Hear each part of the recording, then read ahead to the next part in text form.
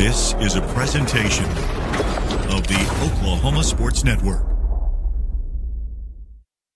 Any other use of this telecast or any pictures, descriptions, or accounts of the game without the Oklahoma Sports Network's consent is prohibited.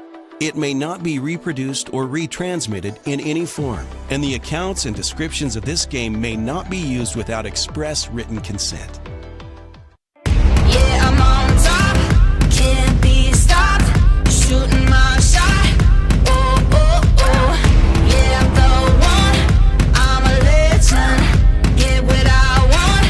Oh, oh, oh, yeah, I'm on top, can't be stopped, shooting my shot.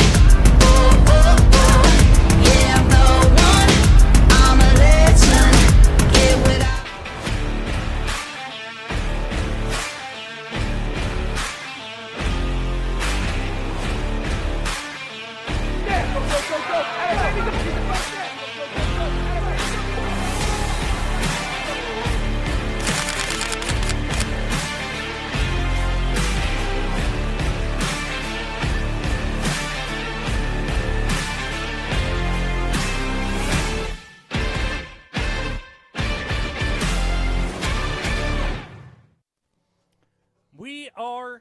We are live here in Elgin, Oklahoma on a brisk, cool November night, and we've got more playoff football for you right here on the Oklahoma Sports Network. Elgin takes on Claremore in the state quarterfinals for Class 5A in Oklahoma. I'm Glenn Brockenbush, joined by Vincent Saylor. And Vinny, this is where the rubber meets the road. Any cliche you can think of right now. I mean, the playoffs, this is gut check time. Yeah, no doubt. I mean, it's a playoff game. It's a quarterfinal game. Obviously, if you win this one, you get to move on to the semis, somewhere that Elgin football has never been before. So, big game tonight. Expect a big atmosphere. Expect a good game. Like I said, Claremore's coming off a pretty good, interesting win last week, 49-48. Kind of hard-fought game there all the way to the end. They decided to go for two and weren't able to get it, so Claremore comes away with the big victory. So, Owls and Zebras tonight for all the marbles to make it to the semifinals. We'll face whoever wins this one will face the winner of Guthrie and Del City. So that'll be an interesting matchup at a neutral field next week. But like I said, it's a fun night, fun atmosphere, great football weather. Last time you'll see a lot of these seniors on the field on this field. Last time you'll ever see them. So Keith Ferguson, Matt Lund, Michael Adesolo, the Crabtrees, all those guys, Peyton Christensen. This is the last time they'll be on the field, so that's something that they're probably in the back of their mind as well. So they want to send these guys off as winners on this field and move to a place that Elgin has never been before, the semifinals of the Oklahoma High School football playoffs. The number 4 Owls and the number 6 Zebras coming up later tonight. It kicks off at 7 p.m. You're watching our Oklahoma Sports Network Hillary countdown to kickoff. As we are about 41 minutes and counting away from kickoff. And when we come back, we are going to talk some kind of keys to the game and talk a little bit about how these teams got here, not just last week, but throughout the whole season. But we will be back after this. You're watching Owl Football on the Oklahoma Sports Network.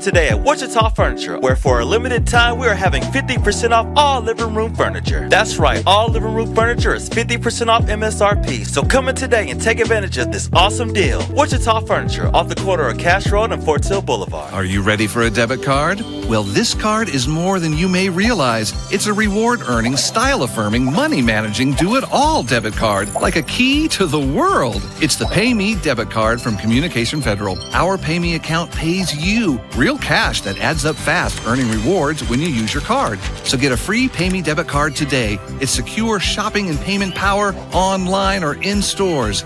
Sounds like you're ready. Communication Federal Credit Union.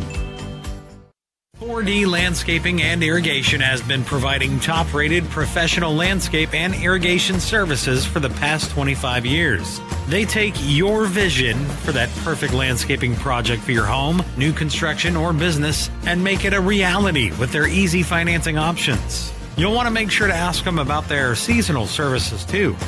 4D Landscaping and Irrigation. Call 510-9983.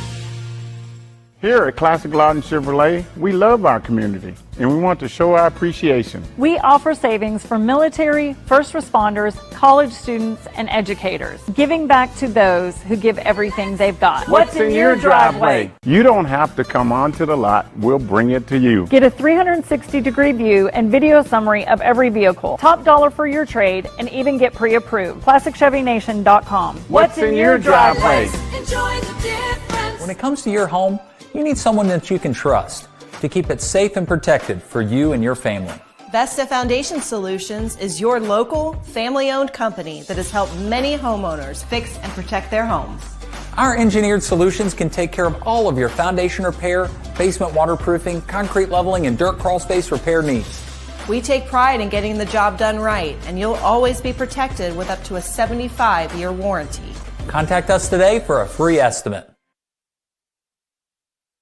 They say the best way to be a good neighbor is to know your neighbors and give a little help when they need it. And when you need a little, you can find help at Ace Hardware in Elgin. Not only do they offer everything from grills to flowers, paint, hardware, and tools, they offer experience to help guide you through the process. And they're happy to take the time to make sure you can do it right. Ace Hardware of Elgin. They're more than just a hardware store. They're your neighbors. Ace Hardware, 7796 Highway 277 in Elgin. Yeah, I'm on top, can't be stopped, shooting my shot. Oh, oh, oh, yeah, I'm the one, I'm a legend, get what I want. Oh, oh, oh, yeah, I'm on top, can't be stopped, shooting my shot. Oh, oh, oh, yeah, I'm the one, I'm a legend, get what I want. Oh, oh.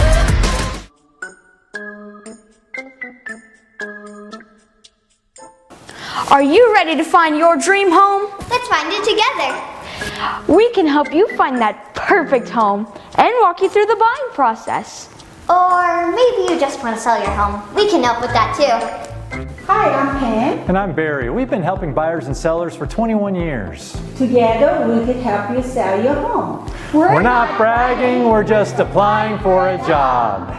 Arrow Sign Company has been serving Oklahoma and surrounding states for over 60 years. As a family-owned business, our focus has always been on driving people to your door, not just selling you a sign. From custom sign design and manufacturing to installation and service, Arrow Sign has the knowledge and experience to deliver the ideal sign for you while using materials of the highest quality to ensure that your sign will look great for years and years to come. We design and manufacture our signs for longevity, so you get the greatest return on investment possible. Arrow Sign Company, helping your business thrive since 1955.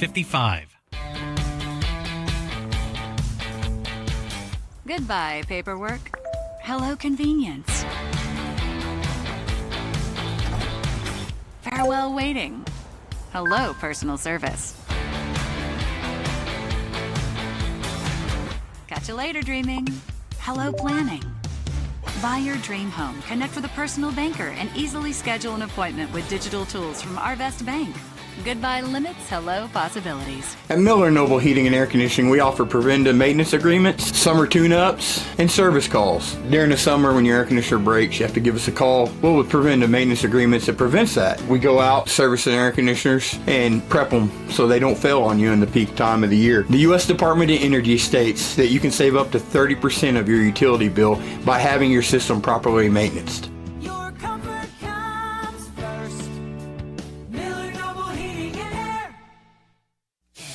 Are you looking for more than just a job? Barres Foods in Lawton offers a career with a competitive starting wage, opportunity for advancement, life and health insurance, including medical, dental, and vision, as well as 401k retirement plan. At Barres, you can be proud of a company that gives back to the community. But most of all, you can take pride from making a quality product. Barres Foods, making the best tasting hot dogs and smoked sausages, the food America likes to eat. So come be a part of a winning team and start your path to success today.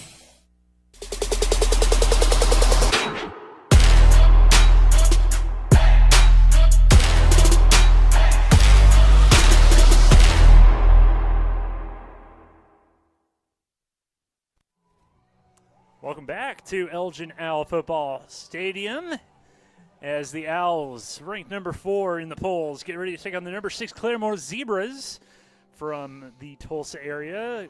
Quite the drive for Claremore, and these are two teams that, don't really know a ton about each other because, you don't think to scout those teams most of the season because you're not going to face them until this stage in the playoffs. But, Vincent, we got a chance to watch a little bit of Claremore last week. I know we watched the end of their game against Sapulpa, and when you watch this Claremore team, they are, and I know we have said this about 4 weeks running, about, this is a team this is a team the likes of which we haven't faced, or this is the best team we face. This probably is by far an offense that we have not faced the likes of this year. Even the best offenses Elgin has faced, they don't throw the ball like this Zebra team does with Braxton Etheridge at quarterback. What are going to be the keys for Elgin tonight against that high-powered offense? Yeah, like I said, this team likes to throw the ball around a little. We've said it the last couple weeks, but that's what you expect once you kind of get a little bit further in the playoffs, that each team that you play as you move forward a little bit better than the last. So, like I said, probably the best team we've played so far this year. But, yeah, they like to toss the ball around a lot on the offensive side of the ball. They've got a very good receiver on the outside. The quarterbacks can also get outside the pocket and do some things off script, which is a little bit difficult to prepare for and practice for. So, like I said, it's going to be key for our defensive backs to kind of stay at home and stick with their guys and be disciplined back there. One of the biggest things, though, is if we can get some pressure on him and then make him kind of start to get rid of the ball, kind of get those happy feet a little, that'll definitely help out the DBs in the back end. But like I said, if we can get to the quarterback, that's where it all starts. And, we've done a great job of that all year. Up front, we are very, very stout. So look for that defensive front to kind of take control of the game potentially and slow that passing game down. Yeah, the Claremore is a team that's kind of had, it feels weird to say that a team that only has one loss on the year has been up and down. But you look at some of their wins their wins this year, and they really came kind of, not all of them came by convincing margins. They, it took all they had to beat Pryor. They very nearly knocked off Bishop Kelly, and we might be playing Bishop Kelly in this game if it weren't for a fourth quarter collapse really by Claremore. And then last week we happened to see once again Claremore had a big lead on Sapulpa, and the Chieftains nearly pulled that one out of the hat towards the end. But this is also a team that has a lot of seniors. Honestly the roster looks a lot like. A lot like Elgin's, where you've got some sophomores and juniors that are making some big plays, but really their top players are going to be their seniors. Their quarterback, Braxton Etheridge, and their receiver, Gabe Deckard, are going to be their main ones.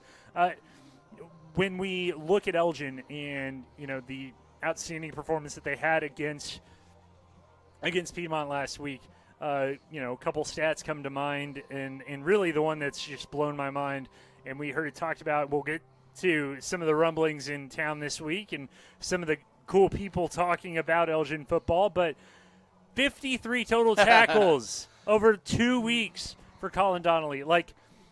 53 tackles is like a mid-season stat for some guys. Yeah, no, Colin's got 53 tackles in the last 2 weeks, had a great game against Midwest City with 28 tackles, and then followed that up with a great game in the first round of the playoffs there against Piedmont. And it really all started, it's been going on all year. He's got over 130 tackles for the year.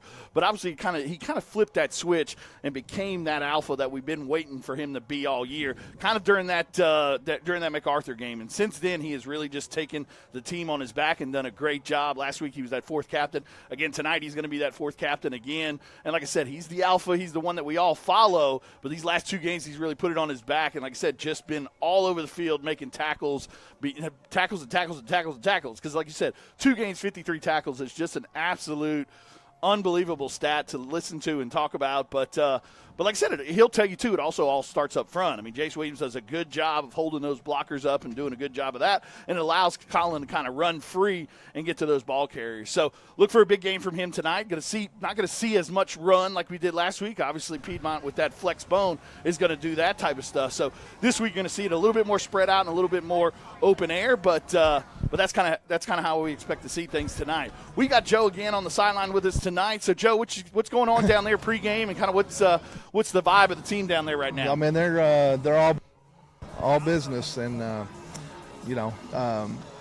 think they're ready to play, guys. It's going to be a great atmosphere, another great atmosphere. And one of the things you were talking about that a lot of people don't understand is when those linemen can hold those defense or those offensive linemen from getting on your linebackers, man, your linebackers can be really good, and that is what's happened the last few weeks for sure. So. Yeah, no, it allows Colin to just kind of run free. I mean, Jace is big enough and wide enough on that inside that he's able to get 2 or 3 blockers sometimes focused on him, and he's able to reach those big paws out and kind of hold them there, and then Colin's able to come and kind of scrape around, and him and Ritson are doing a good job from those inside linebackers and making big hits and big tackles. And like I said, expect them to do it again tonight. Tonight you might see them a little bit further away from the box and kind of making some of those tackles outside and kind of in the secondary, but still expect them to be running all over the field from those inside linebacker spots. I think we'll maybe even get some interceptions tonight with the way that they throw the ball around. Like I said, I think it's been a couple weeks since we've had one, so I know those DBs are hungry for those. I haven't done a lot of film study on Claremore, but man, I think it's going to be a little bit more challenging for the defense. I mean, we won't be able to put a 0 up, I don't think, and that's not a bad thing. We're just going to have to score more than they do, and so I think that'll be another challenge. Offense will have to keep up, defense will have to hold them down. Yeah, when you look at their stats, I mean, Claremore does give up some points, so that's kind of a positive thing potentially for the offense. But yeah, they do score some points, and they, like I said, they may hit a big play or two, but you just got to stay in it, keep discipline in the back end, and like I said, I think we can come out of here with a big victory tonight. It is certainly going to be a one of the toughest tests that Elgin has faced thus far this year. Yep. And you talk a little bit more about those stats and the guys up front. We gave the player of the game last week to the entire defensive line. And when we talked about the 23 tackles, I think technically it's 51 tackles over the past 2 weeks. Because I think Jack Baker sent me the list. I think it's 23 last week. 28. 28. Okay. So still nothing to sneeze at. Yeah. It's not as if our opinion of Colin is going to shrink based off of 2 tackles missed. But he was just one of 5 players with 10 or more tackles last week. And that includes solo and assists. But, Jace Williams with 13 tackles, Shea Spencer with 12 tackles and 3 tackles for loss. I mean, Andre Crabtree with 4 tackles for loss. Hunter Jackson had 10 tackles. Ritson Meyer had 11 tackles. It was a team effort, and I think that's what you're going to see tonight. And the defense was on the field so much last week because of the way that offense is ran. I mean, we gave the ball up to them with 8 minutes and 30 seconds left in the game, down 20, and they ran the clock out. And they had about 15, 20 plays and still weren't able to score. So, like I said, when that happens and you're on the field, we only had 6 offensive drives last week, scored on 3 of them. So, I mean, if we can score in 50% of our drives this week, I think we come away with another victory. This week, we're going to kind of be the team that potentially tries to hold the ball and keep the ball away from their offense, because I said if we can get that ground game going, we can eat up some clock and do some things and kind of limit their possessions, and that could bode well for us as the third and fourth quarter move in. So we are going to do some more kind of pregame. Well, one thing I want to do before we get to another break, I want to thank our playoff sponsors. We talked about it a little bit last week. These guys were able to sponsor the playoff situation, so that way we're able to bring these games to you for free. OSAA has a little bit of a fee for playoff games to bring video to you, so these guys helped out and allowed this game to come to you for free. So Larry Bush, running for State Senate District Seat 32, Robertson Therapy Services, Pediatric Occupational Therapy Company servicing school districts across the state since 1995.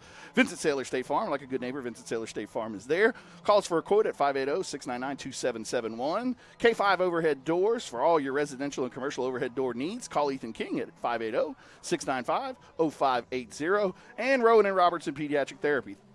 Pediatric Therapy Clinic located in Elgin for occupational therapy and speech. They're also hiring, so if you're interested, call 580-454-9200. Again, thank all those guys for being our playoff sponsors. We'll thank them throughout the night as well. I want to thank all our sponsors throughout the year. They've done a great job of allowing us to bring this beautiful broadcast to you. And we'll be right back as you're watching Elgin Owls football on the Oklahoma Sports Network.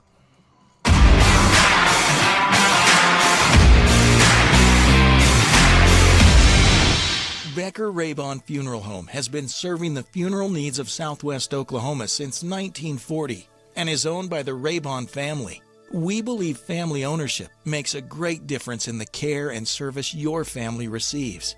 Their staff is eager to find ways to assist you. Whether it's with live streaming or benefit assistance, we can help. When it comes to measuring personal levels of service, there are other funeral homes. And then there is ours, Becker Raybon Funeral Home, 1502 Fort Sill Boulevard. Bank First is uniquely Oklahoman, deeply rooted in over 50 communities statewide. From those roots, our investment in education springs forth, helping to raise the Oklahoma leaders of tomorrow while providing financial strength to the business leaders of today. That's the kind of loyalty that helps entire communities thrive. Bank First. Loyal to Oklahoma. Loyal to you. College is more than just going to class. College is a journey. It's meeting new people and making new friendships that will last a lifetime. It's learning from professors who care about you and your success. And finding out it can be really fun and rewarding. It's discovering that thing you want to do for the rest of your life. Cameron University is all about helping you grow and succeed. Because your success is our success. Scott's House of Flowers in Elgin has been proud to serve Elgin and the surrounding area with a wide variety of flowers and gifts for all occasions. Come see them for great gift ideas, including the exclusive Tyler candles. And who couldn't resist Sweet Shop USA, featuring handmade grand truffles. Scott's House of Flowers, just off Highway 277 in Elgin. Delivery available, or stop by for easy pickup. Phone 492-4880. Scott's House of Flowers. At Firehouse Subs, a portion of every purchase helps provide life-saving equipment to first responders across the country. So at Firehouse Subs, we don't just make subs, we make subs that are big, bold, and craveable. We make our subs differently because our subs make a difference. Whether you order online or on our app, Firehouse Subs Rapid Rescue to Go will have your subs boxed, bagged, and ready for pickup. Firehouse Subs. Enjoy more subs, save more lives. College is about more than just a degree. It's a journey that will shape your future and change your life. That's why MSU Texas provides a place to find your passion, to connect with others, and discover who you truly are. We're dedicated to providing a well-rounded education that prepares you for a variety of careers. You'll have everything you need to pursue your dreams at MSU Texas. Start your journey. For more information, visit msutexas.edu. Scooters Coffee, world-class coffee rooted in quality, with 2 locations to serve you, in Lawton and Elgin. Wake up to the amazing aroma of quality, from their hot and iced drinks to blenders, smoothies, teas, to even their great food delights. Or why not try their at-home coffees or coffee on the go? Locally owned and operated, Scooters in Lawton and Elgin. Scooters, rooted in quality. It's real red wine vinegar and olive oil blend. It's called the Juice. And at Jersey Mike's, it adds that jazz to your sub.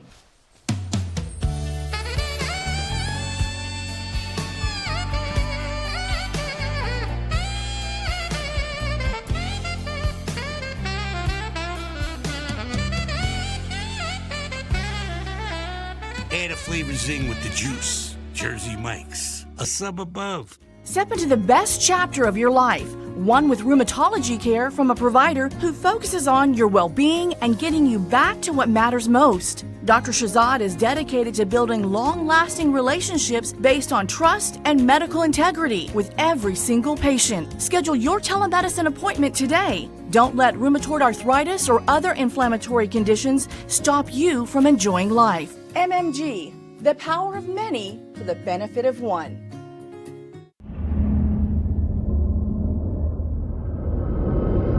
Where sports is our middle name.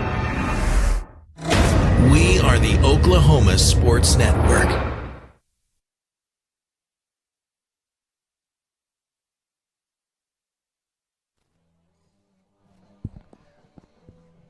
Okay, and we are back from Elgin Owls Stadium, where the Owls get ready to take on the Claremore Zebras. More Hillary Communications countdown to kick off. And as we get ready for this game, we're going to kind of go over the starting lineups brought to you by the Orchard Group, Morgan Stanley. The Orchard Group, Morgan Stanley, 580-354-7475. the starting lineup's basically the same as they have been all year. Quarterback Trace Laura with – oh, sorry, go ahead. Yeah, so Trace is entering this game with 92 completions for after 135 passes for the 68.1% completion percentage, throwing for 1,665 yards, 29 touchdowns and 4 interceptions. That 29 yards is a new Elgin single-season record. Touchdowns, yeah. Is a new single-season record, and he just broke his brother's record, so that's always something fun to talk about, probably at the Thanksgiving table this week. But yeah, broke his brother Garrett's record with 28, so now he has 29, so a new single-season record. So congratulations, Trace.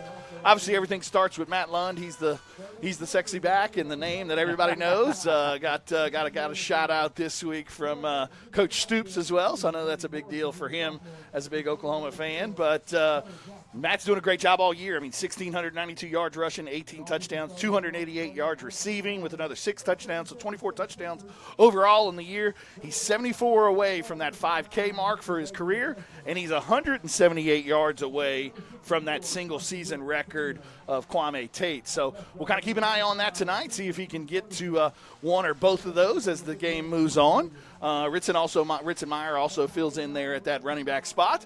And then you've also got the offensive line who do a great job up front throughout the season. Jace Williams, Keith Ferguson, Carson Hitt, Hudson Begley, and Shea Spencer. And then you got tight end Colin Donnelly, Adam Eaton, and also Andre Crabtree plays there as well. On the outside, you got Michael Adesola and Trey Crabtree. Brody Morrison also plays in that position, and so does Peyton Christensen. So that's kind of the offense, doing a great job all year, averaging 50 some odd points a game. So obviously doing a great job on the offensive side of the ball too. Offense obviously led by offensive coordinator Adam Castro, who does a great job calling the plays. And then the defense. I mean, the defense has been kind of the story the last couple weeks. 3 points against Midwest City. No points allowed last week against that flex bone of Piedmont. Going to be up for a big task tonight, but everything starts up front with Jace Williams, Jack Angeli, and Shea Spencer from their defensive line positions. And then the linebackers, you've got Peyton Christensen on the outside, Andre Crabtree on the outside, and then on the inside, you've got Ritzenmeyer and obviously aforementioned Alpha Dog Colin Donnelly with his 51 tackles in the last 2 games. On the back end, safeties, you've got Brody Morrison and Hunter Jackson. Hunter Jackson had a great game last week with 10, 11 tackles.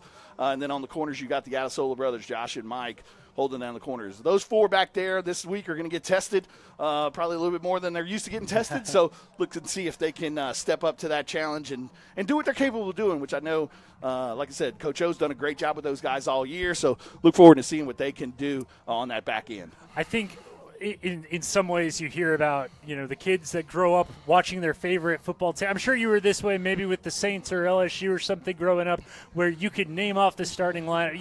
It was like a great pride of my father's. I could name off the 92 Dallas Cowboy roster.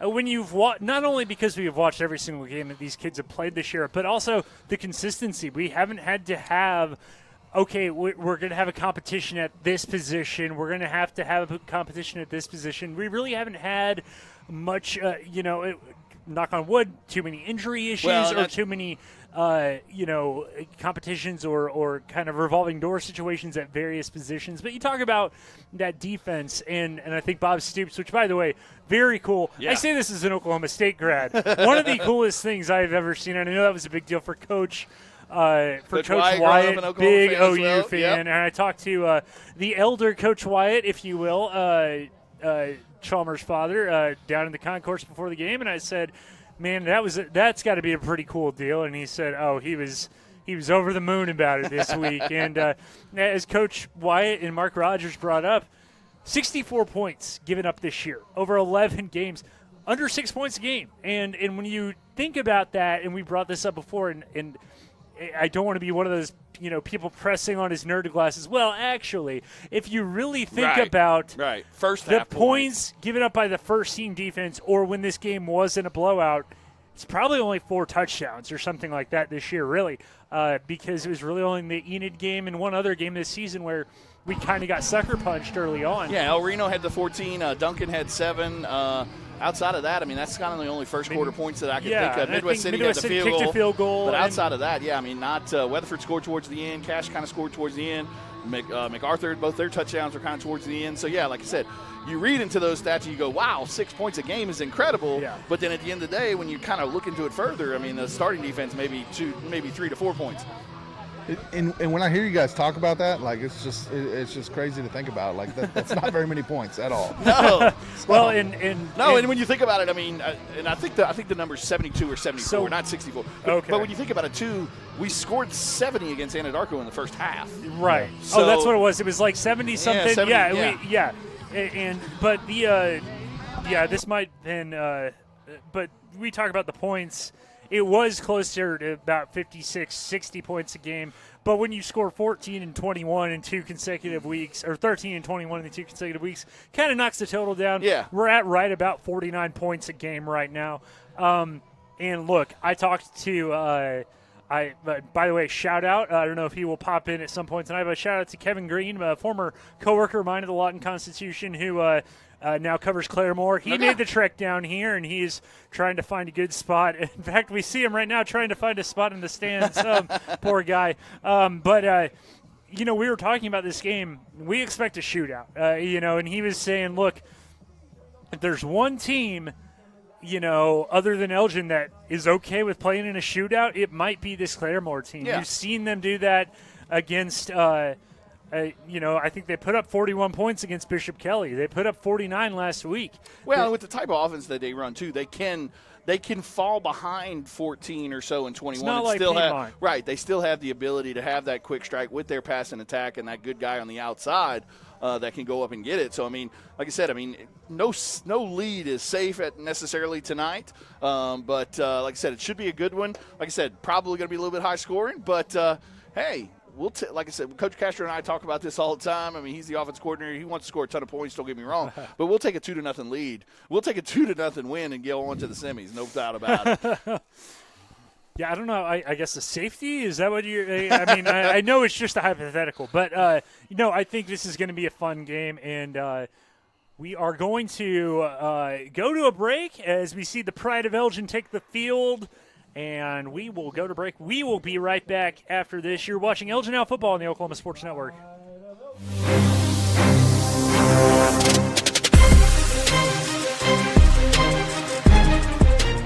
When it comes to your health, you want and deserve the best. You want a hospital with the highest quality scores in the region and one that provides safe, excellent care. Southwestern Medical Center has been a part of this community for 115 years and has a history of delivering compassionate, skilled health care to Lawton and Fort Sill. Choose the hospital that has always put the health of this community first. Southwestern Medical Center.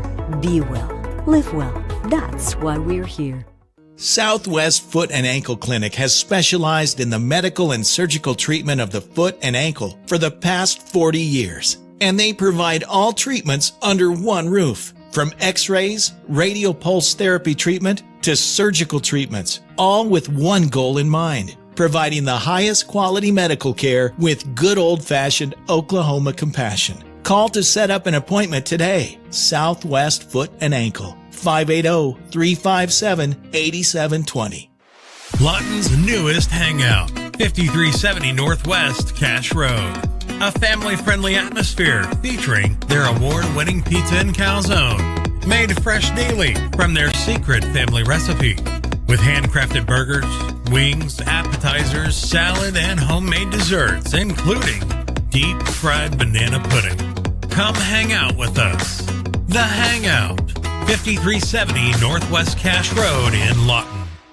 Sidelined by surgery, illness, injury? Valor Physical Therapy can help. At Valor PT, our skilled therapists create a rehabilitation program individualized for you, with education and encouragement each step of the way. Whether it's sports or the activities of life, let Valor get you back in the game. Start now at 405-265-6449. No referral needed. Mention Oklahoma Sports Network and get a free t-shirt at your first appointment.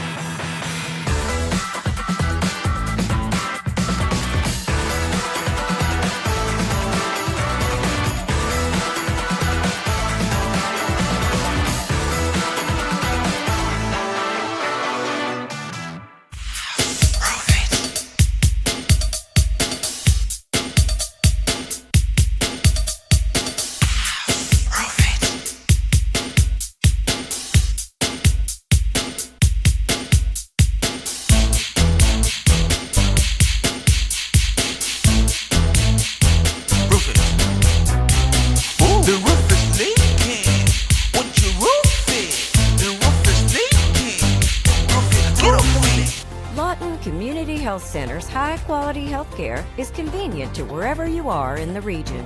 We're here for you, whether it's our main clinic on Southwest Lee Boulevard or any of our other locations in Lawton.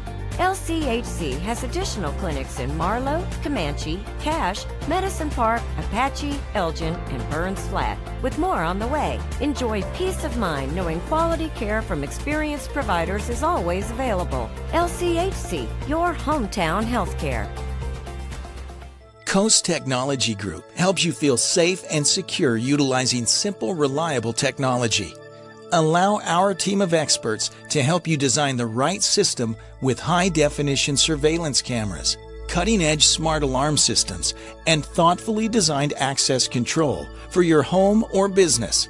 Work, sleep, and play with confidence, knowing CTG is your technology partner. Your job can get dirty. You need a solution. At Waste Solutions, we offer front-end loaders, roll-off containers, and dumpsters for any job, large or small. We also provide residential trash services for Lawton's outlying communities. We've got a solution for small businesses, contractors, construction companies, and everybody in between. We're a locally owned company, and we've been serving our community for 21 years. We love Southwest Oklahoma, and we take care of our own. Every dirty problem has a solution. Waste Solutions. Click or call today. Come see us today at Wichita Furniture, where for a limited time we are having 50% off all living room furniture. That's right, all living room furniture is 50% off MSRP. So come in today and take advantage of this awesome deal. Wichita Furniture, off the corner of Cash Road and Fort Sill Boulevard.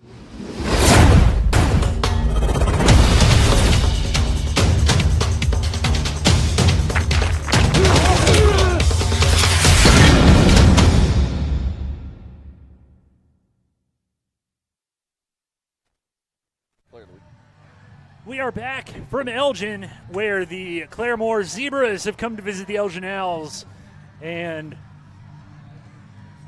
the Elgin Owls are about getting ready to take the field here in a little bit, as we see the captains getting out there as our OSN coin flip brought to you by R&J Motors. If your car is not working properly, go visit R&J Motors in Elgin, and they are located at 8023 Oklahoma 17 in Elgin. Call them at 580-492-5900. Same captains, same three main captains: Matthew Lund, number 9, number 4, Michael Adesola, number 55, Keith Ferguson, Spanky. And we got the fourth honorary captain this week is number 18, Colin Donnelly, and the practice player of the week, Zayden Roberts, number 53. Yeah, Zayden's done a good job all week of being that practice player of the week, so congratulations to him for getting that one. Colin, also congratulations, coaching for the second week in a row, naming him that fourth captain. But now we'll go down to Joe. He's got the coin toss for us.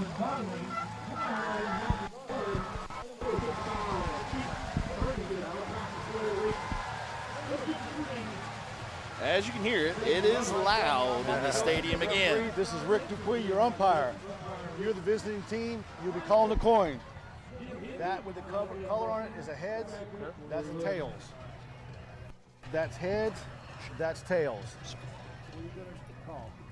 What? Tails. He's called heads. Tails, right? Yep. All right. Call was tails. Claremore won the toss. Elgin will start with the football. Absolutely. So going to be a good start, getting the ball in the offensive hand, see if we can run some clock off and get an early score, just like we were able to do last week against Piedmont. We were able to go down there and score in that first drive, and that's a big, important drive for the season. So want to get that score on the board early. Everybody shaking it up down there. Not quite the speech we got last week. No, that last week he explained what was going on and expected some sportsmanship. This one was more to the point, and let's go. Y'all are at this stage of the season, boys. Y'all know what to do, and absolutely, let's get this thing done. Well, I was telling Vincent before this, and Joe, you were, I know you're more of a baseball guy, but you were a football player too in high school, right? Yes, sir. Just for 1 second, Black Flag Bear tonight is going to be Josh Adesola. Josh Adesola, yes, sir. And the reason I bring that up is because as the only member of this broadcast crew, essentially, that didn't play, I was telling Vincent beforehand, I go, this is my I mean, it pumps you up even if you're not playing. I feel like I need to get my ankles taped right now as we see the smoke getting ready. Great job by our camera person. We're going to go to Coach Wyatt right here. Coach Absolutely. Wyatt. Coach, I mean, this atmosphere, I mean, playoff football, give us your thoughts pregame. Man, don't get better than this, man. We're fired up, ready to go play a good team, and this is what it's all about. Absolutely. Good luck. Let's get it done, Coach. Once again, we see a new uniform wrinkle with the gray pants coming out, circa like 2019, I feel like, when Elgin last really implemented the gray into their repertoire, as we see Josh out there with Colin. And it's really cool to see Michael and all the captains, but especially Michael. Ryan Donnelly down there getting the pregame speech going. Gotta love it.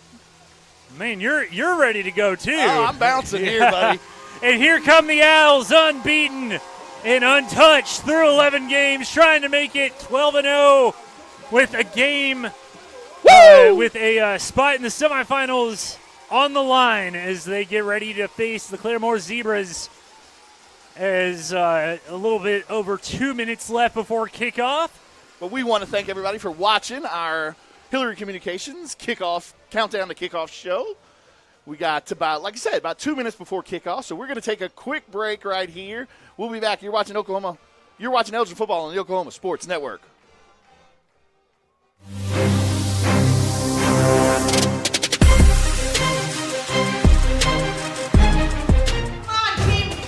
Guys, the toilet's clogged! Stop again! Oh, that's gross. Unnecessary clogging. 30-minute fix. We'll have you back and use the toilet in no time. Don't let bad plumbing penalize you. Call Whitehead Plumbing today. When plumbing problems hit hard like a linebacker, call an audible. Whitehead Plumbing is here to tackle them head on. Whitehead Plumbing, the real MVPs. Yeah! Woo! We're your plumbing MVP. Have hail damage on your vehicle? Look no further than Cars Hail Repair Specialists. They're locally owned and operated with certified PDR technicians and offer a lifetime warranty with zero out-of-pocket guarantee. They work directly with your insurance and they give a 100% satisfaction guarantee. Make sure you ask them about the $200 referral program. Cars Hail Repair Specialists. Give them a call today, 580-360-5050.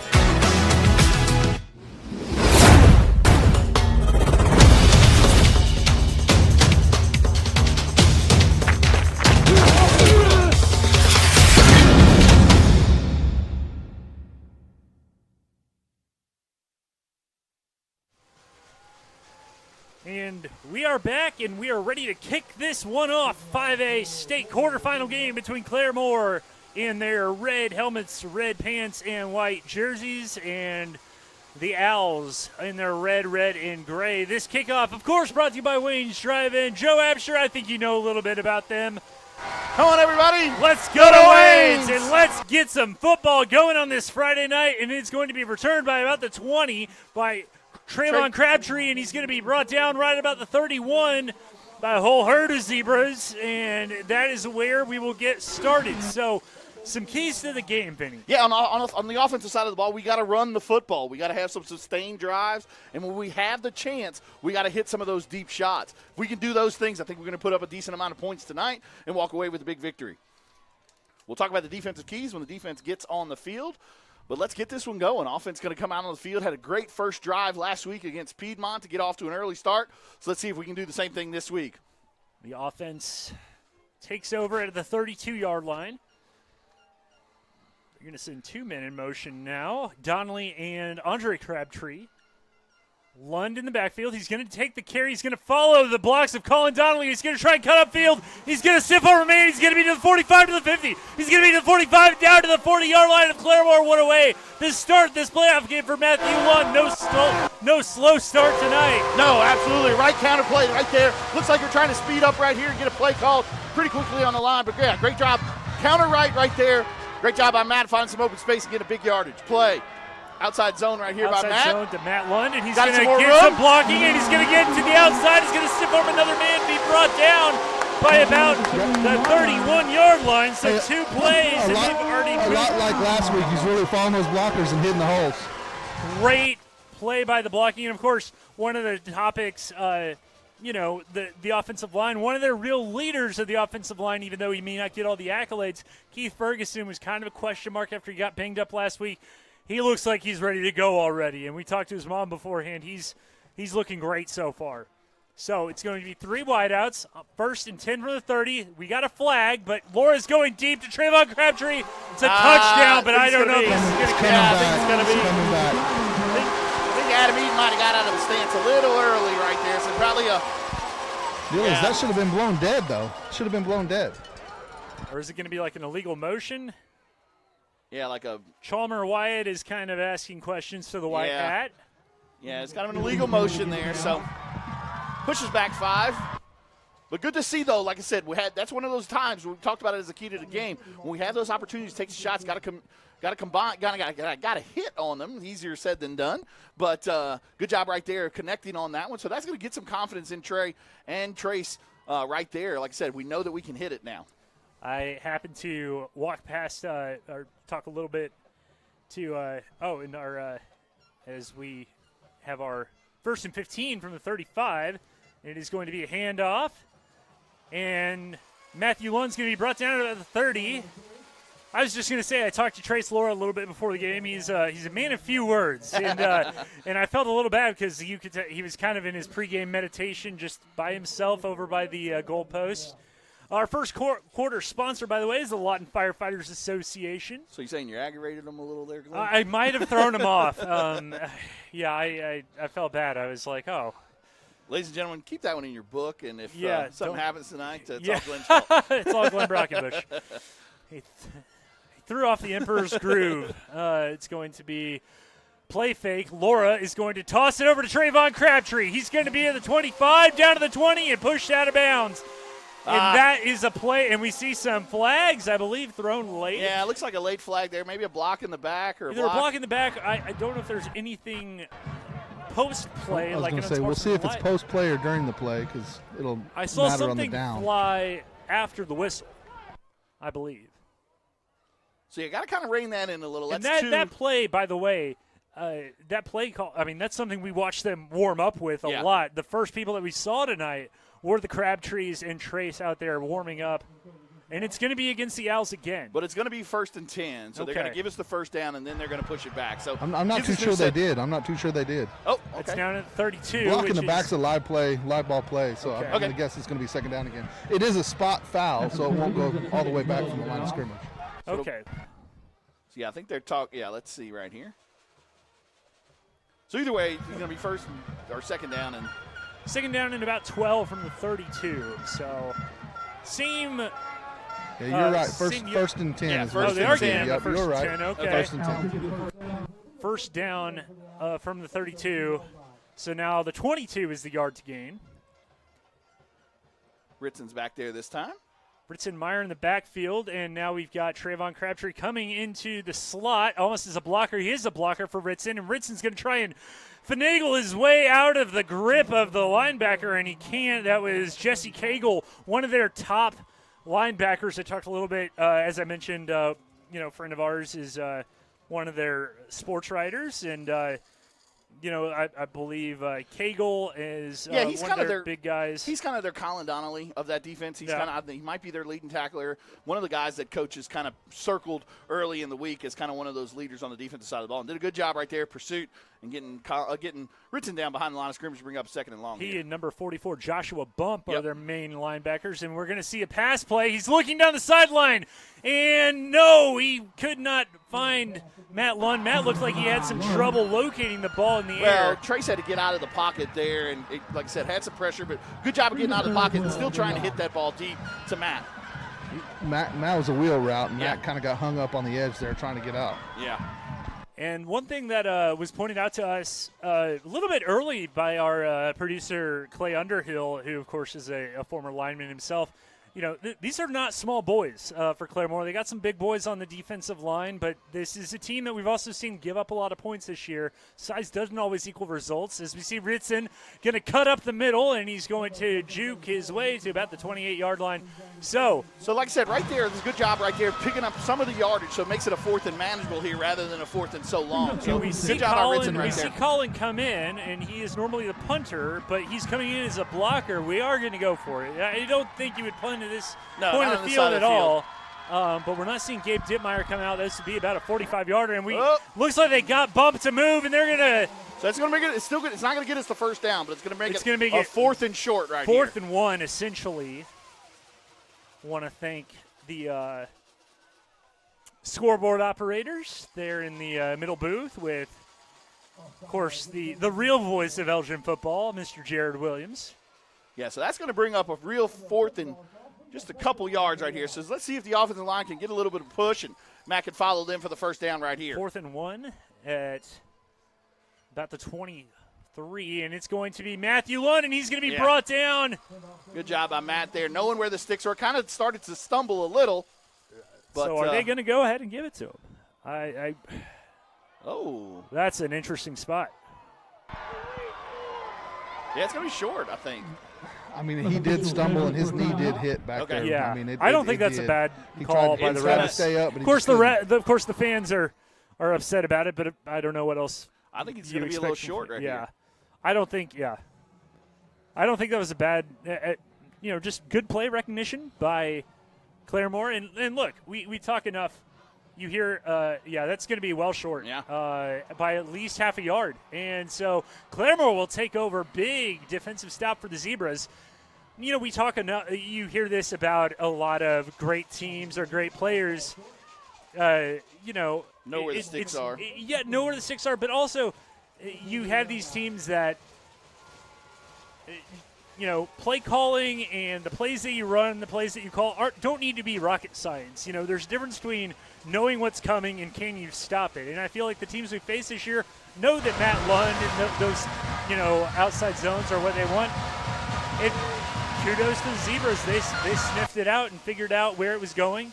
So they will take over at about their own 23. Braxton Etheridge is their quarterback. They got 2 men coming in. That's Cagle and Bump. It's going to be a handoff up the middle. Number 34 is going to be brought down by Hunter Jackson. Number 34 for them is Tyson Grimmett. He is listed as a fullback. He is kind of more of their power back. He came in after their big stud Micah Teal was hurt during the season. So it is going to be a flag there. 2nd and 2 is going to be probably 2nd and 7 now. Yeah. So the keys to the defense, the keys to the game for the defense are we got to play well up front. I mean, if we can get some pressure on the quarterback, everything can start there. So we got to play well up front. We got to get pressure on the quarterback, and then ultimately the secondary needs to be disciplined. Not like I said, play their keys and make sure that they keep everything in front.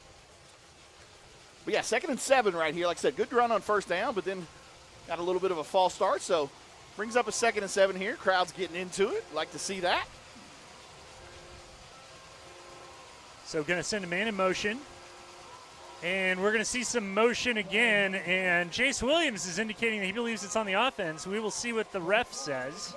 Yeah, Jace called it out right there. And that's, like I said, we talked a little bit about it with Coach Castro on the podcast this week.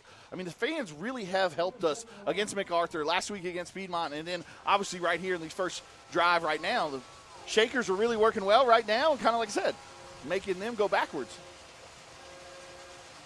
It's going to be a play fake, and he's going to throw it. It's going to be tipped, and it's going to be a hit by Ritson Meyer. If Ritson was kind of looking more for, I can't really blame Ritson there because if you want to be prepared for if the guy catches it, and he was prepared for that. It was a little bit out of the range of Hayden Lee, who at 5'9" was at a bit of a disadvantage. Maybe if a guy was a little bit taller, he catches it, but also when you've got big Jack Angley coming after you, I'd get rid of the ball too. Yeah, Peyton Christensen did a good job of kind of getting in the way and then rushing the passer after the fact. So brings up a 3rd and long here, right where we want to keep them.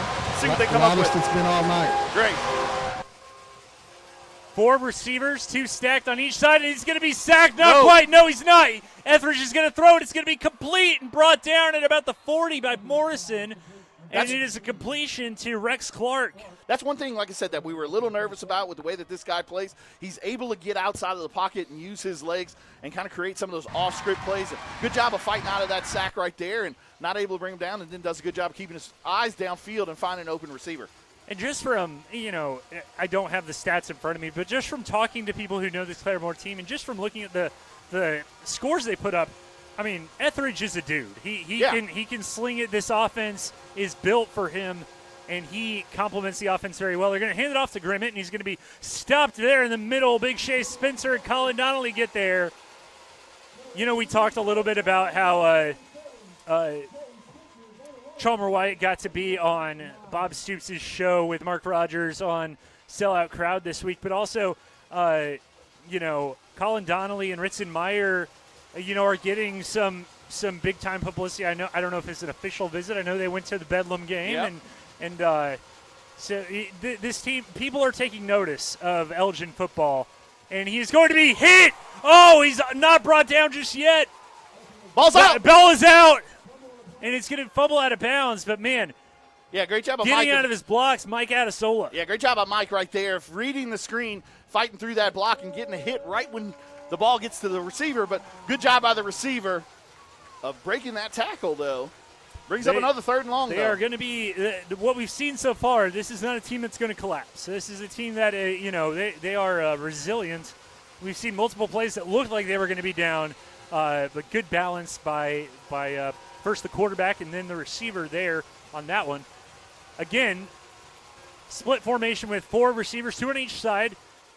He's going to throw deep, and nobody is there except Mike Adesola, and it's off his fingertips. I don't know if the receiver just cut the route or what happened there. Yeah, it looked like Mike was over top, and he decided to cut the route off. And then what did you see, Joe?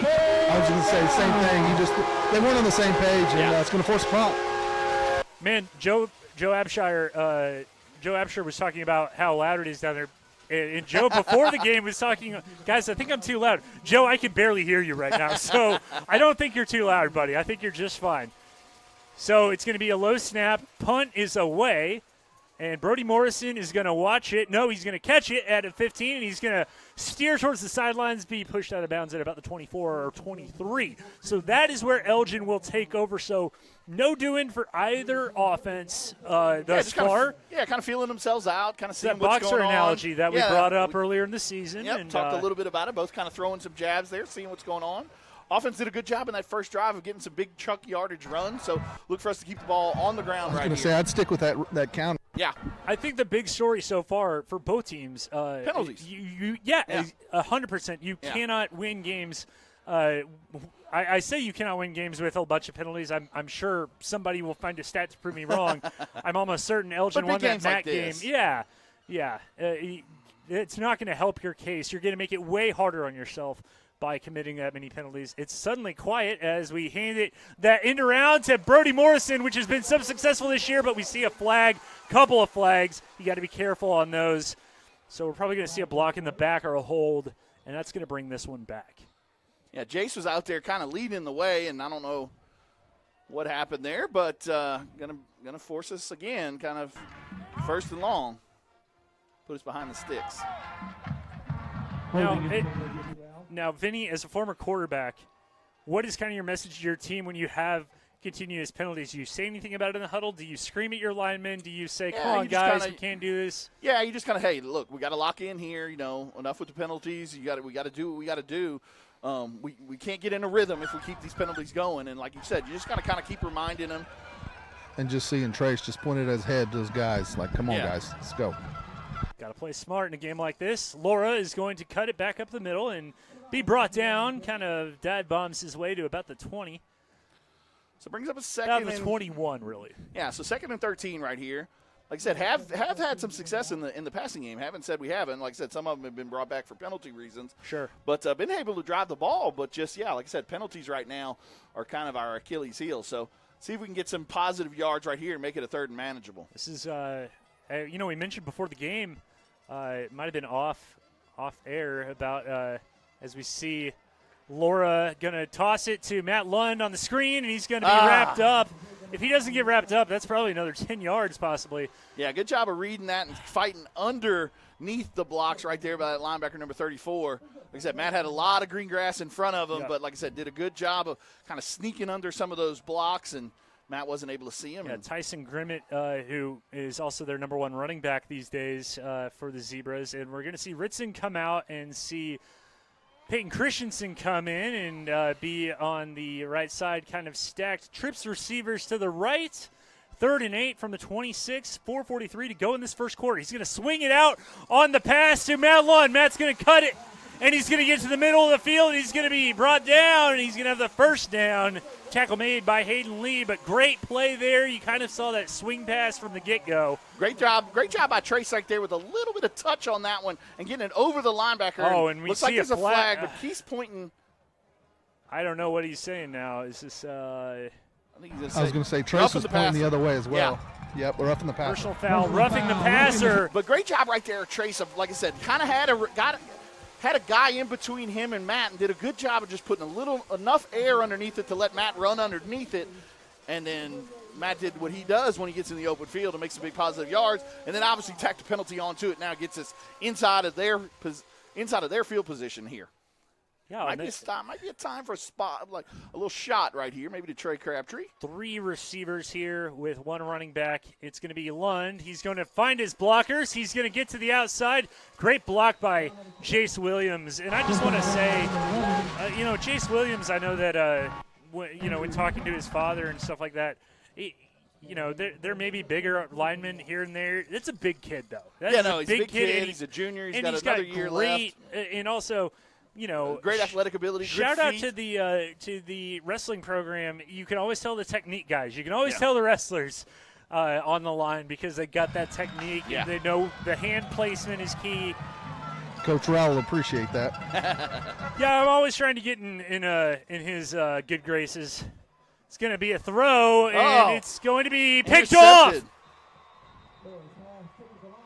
Almost didn't see where it went, but it was in the gut of number 44, Joshua Bump, the big D lineman, 6'4", 215. D lineman just kind of stuck his hands up right there and just kind of stuck in there and said not a bad read by Trace, just good individual play by him, getting his hand up, tipping it to himself. And we've seen Shea do that several times, and this time it bites us for the defensive end with the interception. So I know we expected it, but it's going to be a dogfight tonight, guys. Yeah, no doubt.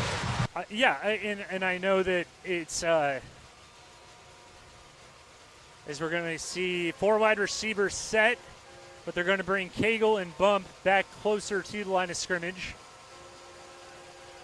And it's going to be a handoff to Grimmett. Grimmett's going to find some room. Good blocking there, and he's going to be brought down. I believe it's Hunter Jackson again. Good blocking. We talked, I was mentioning before the game that everybody kind of got squeezed in the middle right there. Yeah. Good job of him of finding the little space on the outside and getting some positive yards, brings up a 2nd and short there. Landon Taz, their big offensive lineman, number 77, 300-pounder, listed at 6'3", 300. And it's going to be a handoff to Grimmett again, trying to get penetration as the Owls defense. And we're going to see just exactly where they spot the ball there. It's going to be a little bit short, so it's going to be 3rd and... Jace Williams there on the play. 3rd and a yard or so. Before the game we were talking about, the crowd and the advantage that we've had here. It may not be full on the other side. Pretty impressed with, the turnout that Claremore has had as well, but we're going to see a 3rd down there, and I believe they're going to give it to the Zebras. Yeah, the Zebras. Yeah, just want to clarify. Zebra mascot. Yeah, not the referees. But this is going to be our toughest test this year, and I always used to like to use the, a food analogy. Like if everyone down here who's, I'm from Texas, everyone who'd never had In-N-Out was like, well, Whataburger's better. Well, if that's all you've ever known, then of course you're going to say that. This is the burger from the other side of the state that nobody out here knows about, and I feel like maybe, it's easy to underestimate something you don't know. Timeout right there. And we're going to have a timeout, and we're going to go to timeout. 2:23 left to go in our first quarter. You're watching Elgin Out Football on the Oklahoma Sports Network.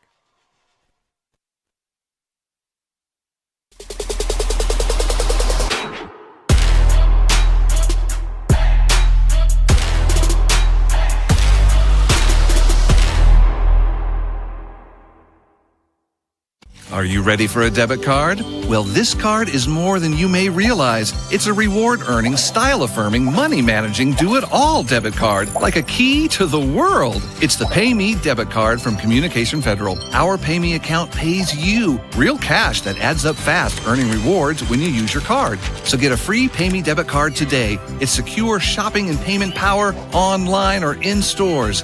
Sounds like you're ready. Communication Federal Credit Union.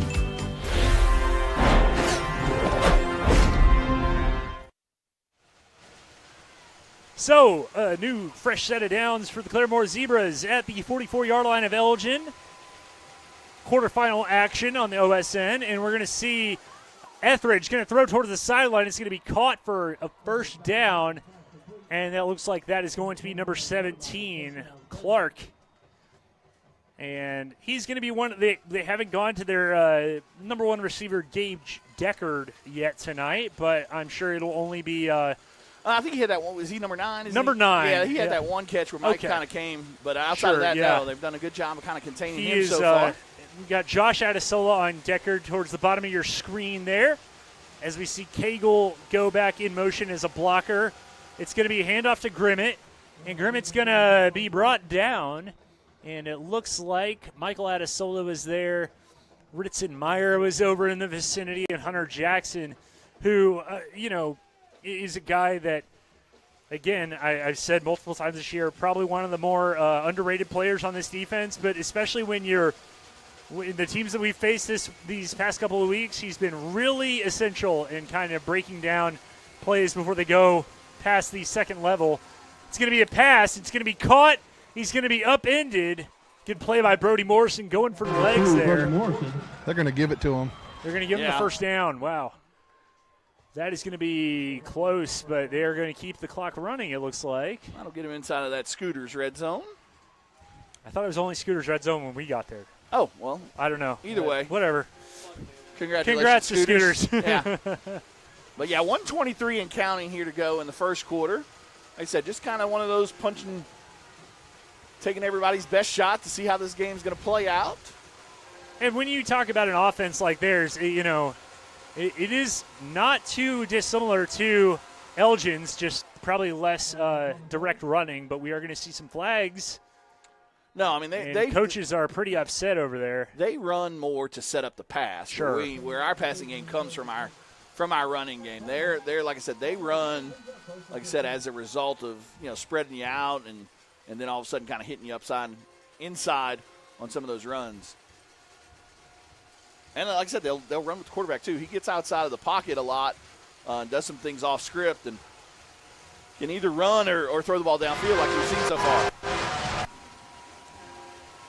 And they're going to send their lone back in motion. That is Deckard. 3 receivers. They're going to swing it out to Deckard on a screen, and he's going to be not wrapped up, and he's going to get a little bit of yardage there. Yeah, Hunter was right there, just wasn't able to get him down. Good job of kind of picking his legs up and getting out of that ankle tackle, and picks up some decent yardage to get it back to 2nd and 10. 25 seconds left to go here in the first quarter. We'll thank our first quarter sponsor, Lawton Firefighters. They're going to let it. Okay. They're going to let it go to the quarter, it looks like. All right. Well, after one quarter of action, who would have foreseen this? No points from these two high-powered offenses that we told you so much about, making us look silly. So, after one quarter of play in this 5A quarterfinal game, Elgin and Claremore are at 0-0. So we will come back after this. You're watching the Elgin Now football on the Oklahoma Sports Network.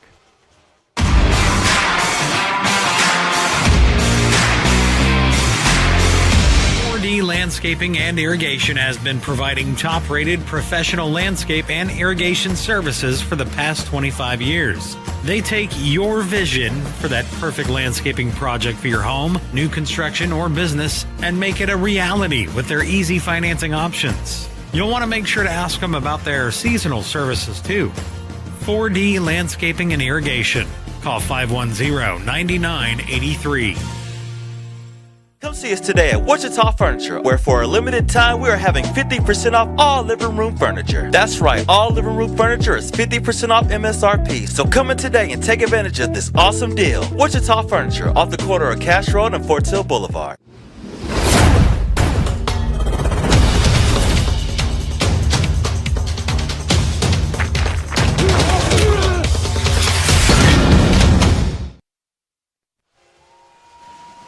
Second and 10 from the 19. Claremore starts off the second quarter with kind of more of a bunch formation. Etheridge is going to scramble towards the sideline. He's going to keep it, and he's going to be smothered.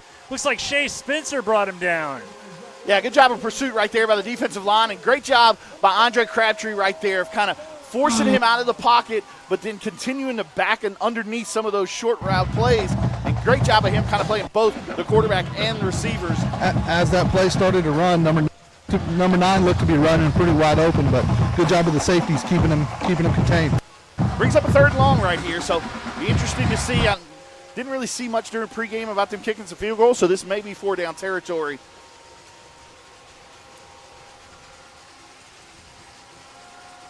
So we are going to see Etheridge be brought down. Great job by Andre Crabtree right there. Jack Angley as well in there for the big sack. I know those two are the ones that made the sack, but that was on Adesola out here.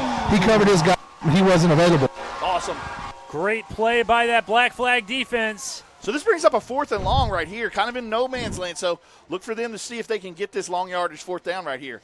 From the 25-yard line, too far to kick a field goal here, so look for us to play the sticks and make sure that we keep everything in front of those sticks. See if we can get some pressure as well. Make him force the ball out of his hand quick. Oh, Jack didn't come across. Going deep. Brody's got it. And it's going to be picked up by Brody Morrison, and he's going to be at the 10, at the 20. He's going to be brought down. Is that by the horse collar? They're not going to say it was. Brody with the big pick, his 3rd pick of the year, but kind of turned out to be almost like a punt. Jack, he breaks that tackle. I'm not sure they catch him. Right, no, I agree. I think it was smart to come out. Looked like he had the back of the jersey, so no horse collar, but said kind of traded punts and now traded interceptions. But you're looking at that one, you're okay with the quarterback to do that. It's 4th down. You need to try and make a play. If you don't throw it and you get sacked, you're going to get the ball in a better field position. So good job of him in just trying to throw it up and see if somebody could run under it. Unfortunately, it was picked off for them, but he said no harm, no foul. It was kind of like a punt, and now we get the ball at the 20-yard line. Got to go 80 yards right here. So we are going to see 1st and 10 from the 20, and Laura is going to throw it to Mike. Scramble out of here, and he's going to throw it to Michael Adesola. He's going to be brought down at the 32-yard line. Yeah, kind of that bread and butter play, kind of saw it a little bit earlier on a big 3rd down play. On that one, we dumped it to Trey, but this time he decides Trey was kind of covered in that short routed play and did a good job of throwing the deep comeback to Mike on the run. Good throw and catch right there on 1st down. It's going to be a handoff to Matthew Lund, and he's going to break over. He's going to have room. He's going to be to the 43. Breaking free was Matthew Lund there, and he's going to finally be brought down. We do want to. Matt's got to be getting close to that 74 yards for that 5,000 in his career. Yeah, it's hard to say because on some of those plays. Yeah, some of them got called back potentially, but like I said, he had probably 40 or 50 on that first drive. So we'll keep an eye on that, and we'll talk to David at halftime and get those stats for you. We do want to give a thank you to our second quarter sponsor, the Fraternal Order of Police of Lawton, Lodge number 98, and the Lawton Police Officers Association. So it's going to be a handoff. Matthew Lund's going to cut. He's going to break free. He's going to be at the 40. He's going to have blocks for Mike. He's going to get to the 20. He's going to be brought down inside that Scooters red zone. And he's got 5,000 yards. Congratulations, Matt. We just got a knock on the window from David Dillingham. 5,000 yards for his career. That's massive. That's an amazing feat. That's so many. And congratulations to him, and congratulations to the offensive line and his teammates. And Mom and Dad, I know, are proud. And congratulations, Matt. Now let's see if we can get that single season record tonight. But at the end of the day, Matt could care less as long as we move to the semis. Absolutely. We're going to move Crabtree, and it's going to be another zone play to Matthew Lund. He's going to be brought down to about the 20. But great start to this drive. But now we are in that. Nope, we just got bumped out of the Scooters red zone. I did say the Scooters red zone once we got there, but we looks like we're out of there now. Started in it. Sure, yeah. Is that like one of those line of scrimmage things where it's like once you cross the line, you can't go back? I don't know. Oh, no. All right, so Morrison's going to come out in favor of Peyton Christensen. He's going to be the slot receiver, but we're going to see kind of an end around, and it's going to be Crabtree, and Trayvon is going to try and juke his way past some defenders being brought down at about the 17. So Shea tried to keep him up right there, get some extra yards for him, but it's a good job of not pursuing by the Claremore defense. Kind of a trick 'em reverse type play right there, but good job of staying home. Brings up a 3rd and long here.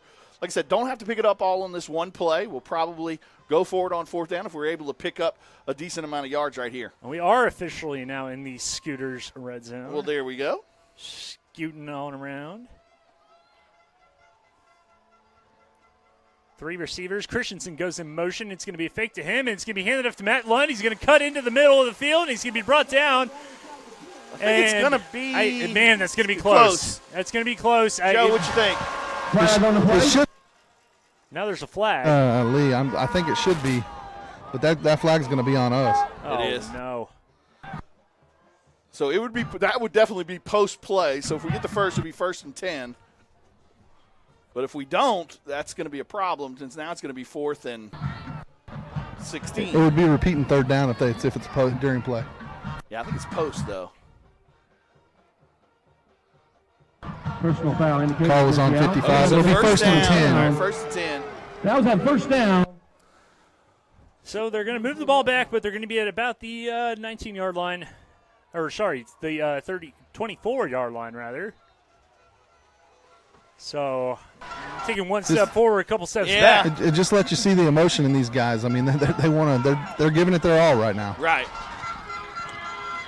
Well, when that emotion ends up costing you yards, that's, you kind of learn to, or, as a coach, you maybe ask them to tone it down a bit. But we're going to see Laura throw it over the middle. It's going to be picked off. And he's going to be brought down at about the 4-yard line. And that was intercepted. It looks like he was looking for Trayvon. Yeah, it looked like he was looking for Mike on the little post there. Yes. But good job of undercutting it by the Claremore defense. Back. Around on the wheel route was wide open. Yeah, Colin kind of came out from that cornerback's tight end spot and had it down the sidelines. But I think that was looked like Walker Dunaway, number 4 for them. Yeah, just can't get our own way right now. Too many mistakes, too many penalties. Got to clean some of that up. But still a nothing game. Defense is playing real well right now. So let's see if we can get a big stop right here and get the ball right back to the offense. It's going to be a handoff up the middle of Tyson Grimmett, and he's going to be brought down. Grimmett maybe isn't the, elusive back that we faced before, but, I mean, as a big kid, he's gotten through that first level of the defense consistently tonight. It really put the pressure on those linebackers and those safeties. Yeah, I mean, they're doing a good job of just kind of picking up a little bit of yardage, and doing some good things there. But brings up a 3rd and short right here. So see if the defense can get a big stop right here and get it right back to the offense.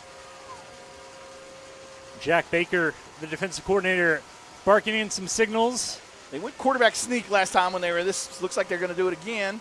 He's going to have enough for the 1st down. Yeah, he's going to have it. The defense kind of saw it coming as we saw Andre and Peyton and Ritson really kind of clog that line there.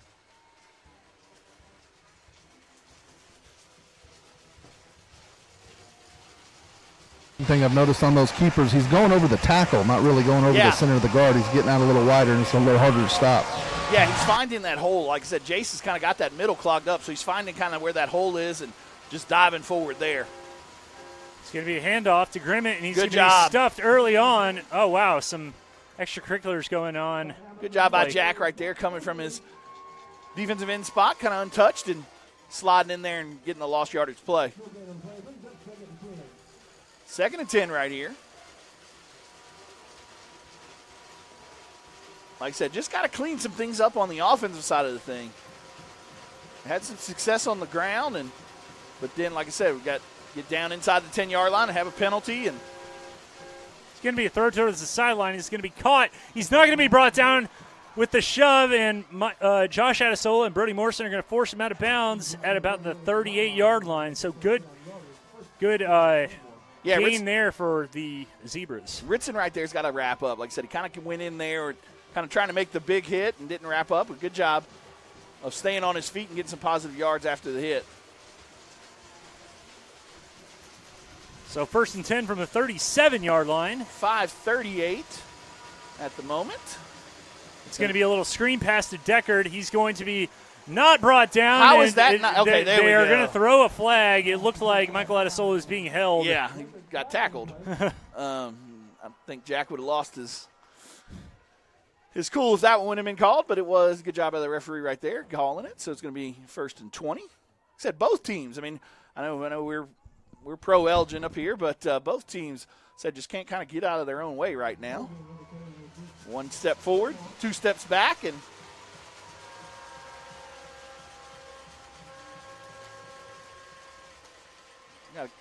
got to clean some of that up. So 5:30 in county here in the first half. Still nothing.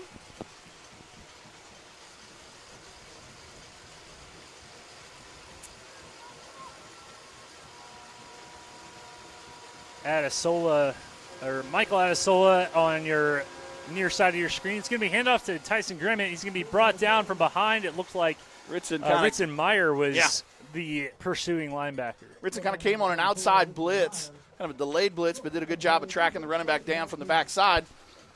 Brings up a 2nd and 20. So got to keep everything in front right now. Looks like we got some pressure coming maybe. We'll check out of it since they're going to the sideline. Can't let them lure us to sleep. No. It's going to be a screen pass again. They're going to try and run the same play they've been running, and there's going to be more players in the vicinity this time. But good job by Josh right there as well. Just like I said, trying to fight through that block and mess up the timing of it. Like I said, when he bounces off of that receiver, it allows Hunter and Brody and Andre and Peyton from those different linebacker and safety spots to get there and rally and get that big tackle. And that's as good as making the tackle, him being able to do that. Right. I mean, because all those places are about is timing. I mean, you want to get your athletes in space, and if you catch it and you got to bounce back a couple yards after the catch, I mean, that messes up the whole timing and everything else. 3rd and 16 from the 31. Here comes Shea. Braxton Etheridge going to be brought down by Shea Spitzer. Huge sack right there by Shea. Good job of pursuit, not letting him get outside of that. Him and Andre kind of met at the quarterback. And somebody get this man a scholarship. I know he's just a junior, but, man, he has played as good on this defense as just about anyone this year. Yeah, he's done a great job. Colin Donnelly is a different cat, but, I mean, Shea has just been so good. And just really, when you think of 3-man fronts, you think of a lot of the pressure coming from the linebackers. And the DNs have done so much this year. It's going to be a punt. And it's going to be away by number 43, Bendavoot. Decent field position, about the 43-ish. Yeah, going to be at about the 43, 44-yard line. Not too bad as long as Elgin can kind of clean up some of those mistakes. But yeah, love to punch one in right here, right before halftime. Only 3:12 left. You know, you're not playing 2 for 1 here. You're probably playing keep away. You're probably playing, hey, look, we got to do something here because, well, I mean, first and foremost, you don't want to go into the halftime with the scoreless, but also they get the ball to start the second half. Yeah, Claremore gets the ball to start the second half. So we'd love to punch one in right here, kind of get a little momentum going in there at halftime. But still a lot of football left to be played. First team's kind of feeling each other out. 1st and 10 from the 44. Laura is going to look quickly over Michael Adesola, and he's going to be fighting out of a ankle tackle and brought down in enemy territory. Right about the 46-yard line is where they're going to spot it. So it's going to be the first down. Like I said, plenty of time. You got all 3 timeouts left. You got clock stops at first down. So good job, though, by the coaching staff right there. Trace has had the 2 interceptions, so get him an easy throw to kind of get some rhythm back, get some confidence back. New set of downs. Morrison's going to go in motion. They're going to run the handoff to Matt Lund, and he's going to be into the backfield and down at about the 30. Stick with it. Right here. Keep running. Yeah, good job right there. Just kind of a counter right. Until they prove that they can stop it, there's really no point in really doing anything else, it seems like. So 2:36 and counting. Looking on the sideline right here for a different play maybe. It's going to be handoff to Lund. He's going to follow the blocks of Shea Spencer. Shea's going to get him a good block, and he's going to be inside that Scooters red zone at about the 19-yard line. 3 momentous runs. Yeah, good job by Shea right there, getting outside. Got to get – so Hudson Begley got his helmet connected to number 44 of Claremore, so he has to come out for a play. So practice player of the week, Zayden Roberts, going to step in at the right guard position for at least one play. Great job of the front getting the holes. I mean, they're open. It's going to be 1st and 10 from the 19, and they're going to throw a flag. We're going to see an illegal motion or false start actually against the Owls. So Hudson's going to come on back in. Going to move him back. 44 comes back in 5 also yards. for Claremore. Yeah, that's kind of an interesting deal there. Their helmets. So Hudson's and 44's helmet got stuck together. So 44 started headed to the sideline over there, and that's big Joshua bump for them, the big 6'4" and D-end. Hudson was like, "Hey man, bring back my helmet." Yeah. Those things aren't cheap either. So 1st and 15 here. About the 24, minute 50, clock still ticking, and it's going to be handed off to Matt Lund. He's going to go through the crowd, and he's going to bounce out of it and into the 10-yard line. Just a little short of the first down. Just short of the first down. So the clock will keep running, and we don't have a 1st and goal situation yet because it is going to be 2nd down after that 14-yard run. 128 and counting. So, like I said, a lot of time left here. You got 3 timeouts. Plenty of time for sure. Yeah, 3 timeouts. It does stop if we get the first down. So, plenty of. Almost, if you're Claremore, you wonder if you almost take some timeouts if they start but moving, another false start here. We got to lock in right here.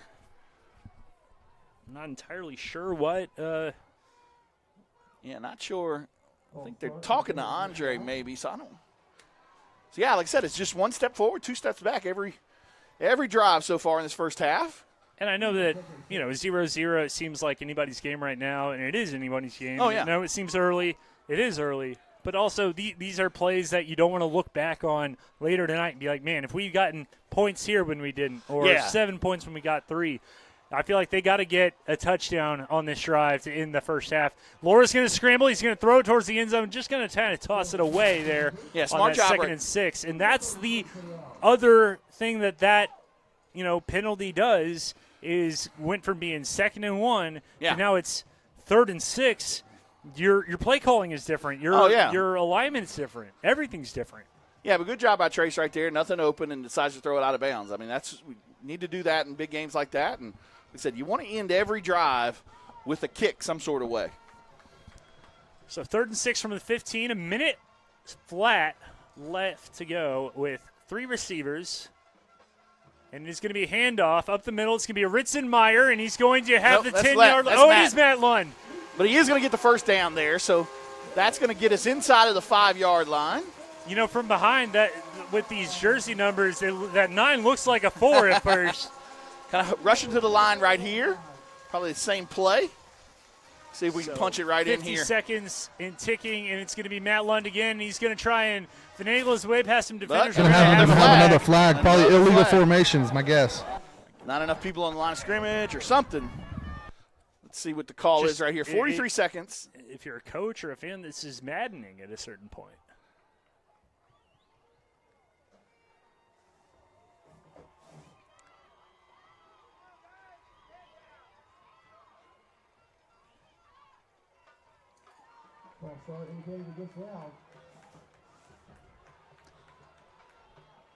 That was an illegal formation. They said 5 was in the backfield. Okay. Interesting. Okay. And it's going to be a handoff, and he's going to be brought down. Said 5 was in the backfield. That Josh Adesola doesn't play. Well, 5 men in the backfield. Okay, yeah, gotcha. Yeah. So they're going to take a quick timeout, so we'll take one with them. You're watching Owl Football on the Oklahoma Sports Network.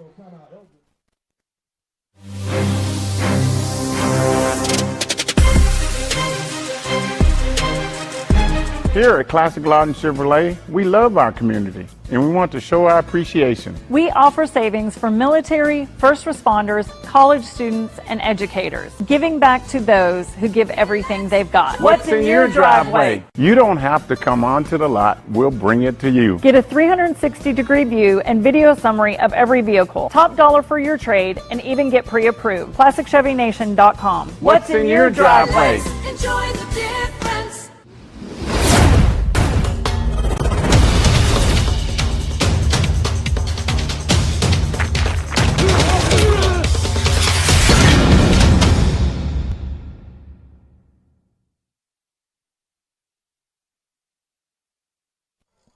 All right, we are back in our Lawton Fraternal Order of Police second quarter. 36 seconds left in this Class 5A quarterfinal game between the Elgin Owls and the Claremore Zebras. 2nd and 10. Still got 2 timeouts left, 36 seconds. A lot of football left when you have that many timeouts. Second and goal, and he's going to throw it. It's going to be knocked away, and we're going to see a late flag as they threw him to the ground long after the play was over. So that's going to get us to the 5-yard line. I don't know if it's going to get us an automatic first down. I don't think it does in high school. So yeah, I was going to say. Normally, I'd say yes, but it may be different in high school. You may be right. I think in high school it doesn't get you the automatic one. So it should be maybe dead ball, personal foul, so half the distance. So the question is it third down or is it second down or maybe even first? So first down. First down. Awesome. So the Owls do get a first down. So 5-yard line here, 33 seconds, 2 timeouts. It will not stop. It will start at the snap. So let's see if we can. And it looks like, are we going to have another timeout?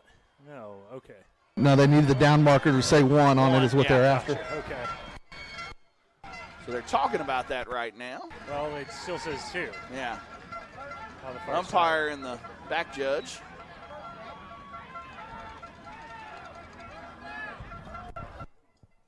So now they're asking. I think you're right. They're going to call it second down. I don't think it's automatic. Okay. But if it's dead ball, I think they're going to give. I think they're going to give them second down regardless. Okay. I may be wrong here, but I think they're going to give them second. Joe Absher giving you. I do understand what you mean by being dead ball, but I think that was through the course of the play. Anyways. Yeah. We're seeing some positive emotion from the Elgin players, so it looks like second down. Okay. Second down, okay. From the 5-yard line. 5-yard line, second and goal. And it is going to be a pass play from Laura. He's looking towards the end zone. It's going to be caught in the hands of Peyton Christensen. And Colin Donnelly looked like he was trying to – Colin Donnelly was open. No, it was Christensen. Well, Christensen was the one who didn't catch it, but Donnelly was watching the replay. Was open in the back corner, it looked like. But either way, that brings up third down. Yeah, third and 5 right here. Third from the 5. Out and I think you got your run right here. If you don't score, you call a timeout with about 3 seconds left. Yeah. So it is going to be a run play. It's going to be Matt Lund, and he's going to be swallowed up by that Claremore defense. So nothing doing there. And they're going to call a timeout. Timeout Elgin with 29 seconds left to go before halftime. So we are going to take a break as well. We will be right back after this. You're watching Elgin football on the Oklahoma Sports Network.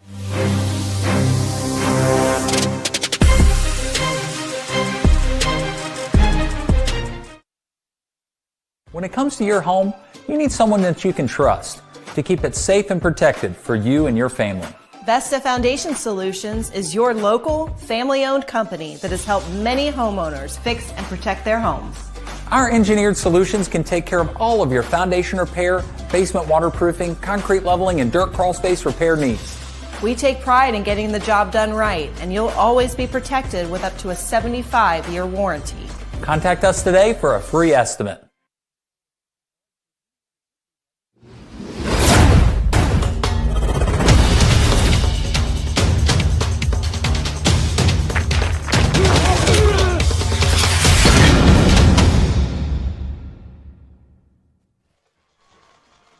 All right, so So 4th down and 8, or 4th and goal from the 8 coming for Elgin, and they're going to go for it.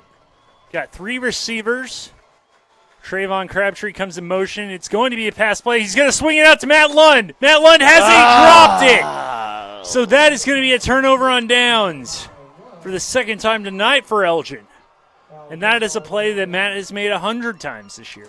Still would have been difficult right there. Kind of had a guy right in front of him. There, yeah. So it would have been, so probably was trying to think of where he was going to go to try and maybe make that man miss, but got to catch it first. But, yeah, just an unfortunate deal right there. Weren't able to punch it in, so got to make sure we don't give them anything here. Probably going to just kneel it, you would think, but they do have 2 timeouts, and they do like to put the ball in the air. So maybe see if you can kind of pop one right here, maybe on an inside screen or something. If you don't, then you just live to go in. You know you're getting the ball at the end after halftime, so just got to clean a couple things up. Like I said, we're just kind of shooting ourselves in the foot all night, and if we can get that cleaned up, I think we'll be fine in the second half, but it looks like they're going to kneel it and take this one. Claremore is going to kneel it. We will go to halftime, but before we do, we are going to oh, no, they're not going to come off the field. They're going to run a trick play, looks like.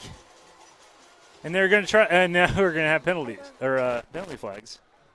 Oh, what's happening there? So, yeah, just kind of like a little trick 'em deal, trying to see if you're going to run off the field, and then they're going to rush back on and see if they could hit the deep play, but looks like something was amiss. Yeah, they were kind of offsides there, so it's going to force them back, and I think now they'll say, let's let this thing go to halftime.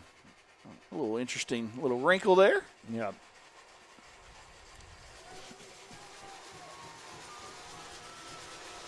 Well, when you're that deep, you got to be careful kneeling because you don't want to, your back man is in the end zone. But no, that's going to be it. Oh. All right, so that is going to be the end of the first half. We'll get Coach Wyatt real quick with Joe. Joe's going to try and get Coach Wyatt, and we see Coach Wyatt talking to the referee.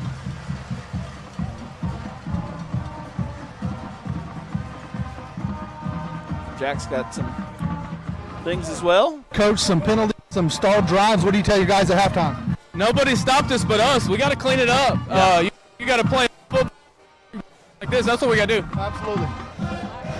Thanks to Coach Wyatt there. I mean, and I couldn't say it any better. I mean, that right now, I mean, yeah, we're just shooting ourselves in the foot. We had some great drives, just unable to connect right there. And like I said, going into halftime, 0-0. Claremore will get the ball. Glenn, I mean, what's your thoughts? I mean, it's frustrating. Yeah. It's extremely frustrating. And I know I've probably given a lot of credit to Claremore tonight, and they deserve it. But also, he's right. The only guys that really have the only reason that Elgin isn't winning right now is because of Elgin. Yeah. And drops, penalties, interceptions. I mean, just sloppy football in the first half. And like I said, but it is fixable. The good thing is you fix that, you come out and you score and you win this football game. Right, that's what I'm saying. I mean, it's still 0-0. Yep. I mean, considering the way that we've played, we could be down, obviously. So, like I said, good job by the defense of holding that high-powered offense down and look forward to a good second half. One thing I do want to say, I hope nobody's listening to the pregame where we said it was going to be a shootout. Yeah, I don't know who those people were that were saying that our doppelgangers got in the booth and ruined our good name before this and acted like they knew about football. Anyways, we will be back with our Corey Eastlick Farmers Insurance Band halftime performance. And we want to thank our playoff sponsors. We want to thank our playoff sponsors real quick. We got Larry Bush running for State Senate District House Seat 32. We've got Robertson Therapy Services, pediatric occupational therapy company, servicing school districts across the state since 1995. Vincent Saylor State Farm, like a good neighbor. Vincent Saylor State Farm is there. Call us for a quote, 580-699-2771. K5 Overhead Doors for all your residential and commercial overhead door needs. Call Ethan King at 580-695-0580. Rowan and Robertson Pediatric Therapy Clinic located in Elgin for occupational therapy and speech. They are also hiring, so if you're interested, call 580-454-9200. Again, want to thank those guys a ton because without them, we would have to probably charge you guys to watch this. So thank y'all for sponsoring, and we're going to get it over to the Pride of Elgin now to see their performance here. So looking forward to seeing this, and we will be back with you during the Corey Eastlick Farmers halftime show in a few minutes. Thanks.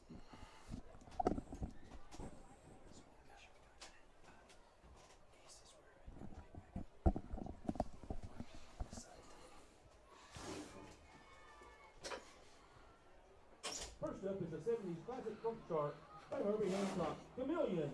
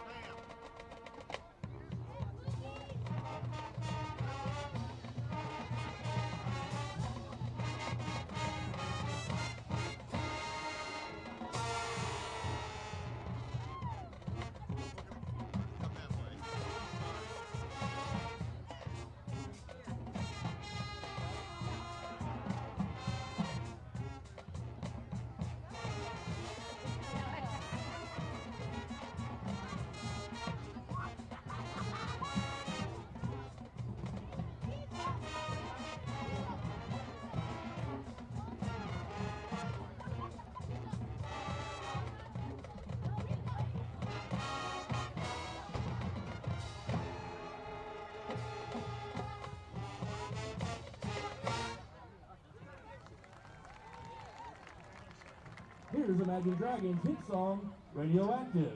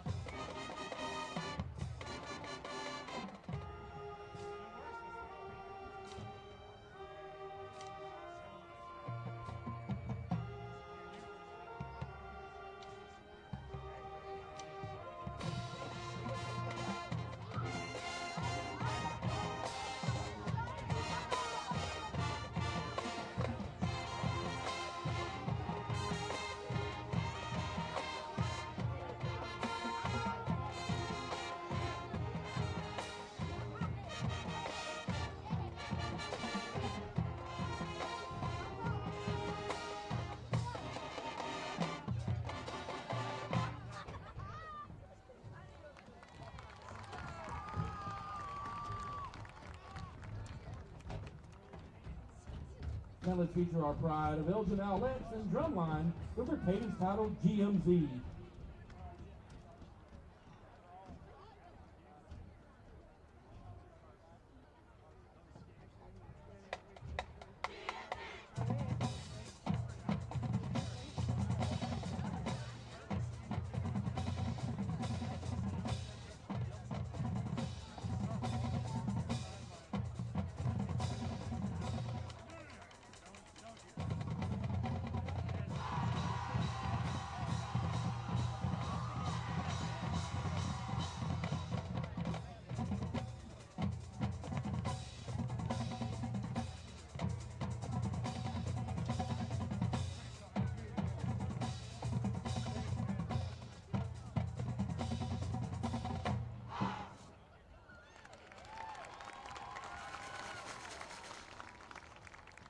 Last up, here's the chart-topping hit, Party Rock Anthem.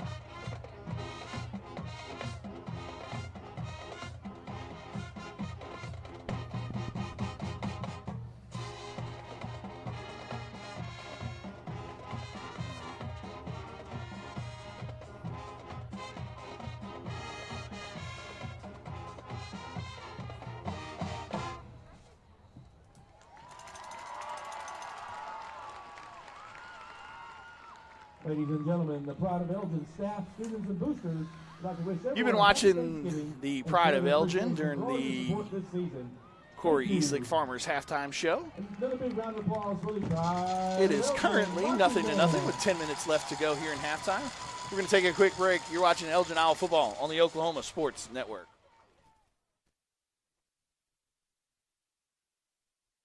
They say the best way to be a good neighbor is to know your neighbors and give a little help when they need it. And when you need a little, you can find help at Ace Hardware in Elgin. Not only do they offer everything from grills to flowers, paint, hardware, and tools, they offer experience to help guide you through the process. And they're happy to take the time to make sure you can do it right. Ace Hardware of Elgin. They're more than just a hardware store. They're your neighbors. Ace Hardware, 7796 Highway 277 in Elgin.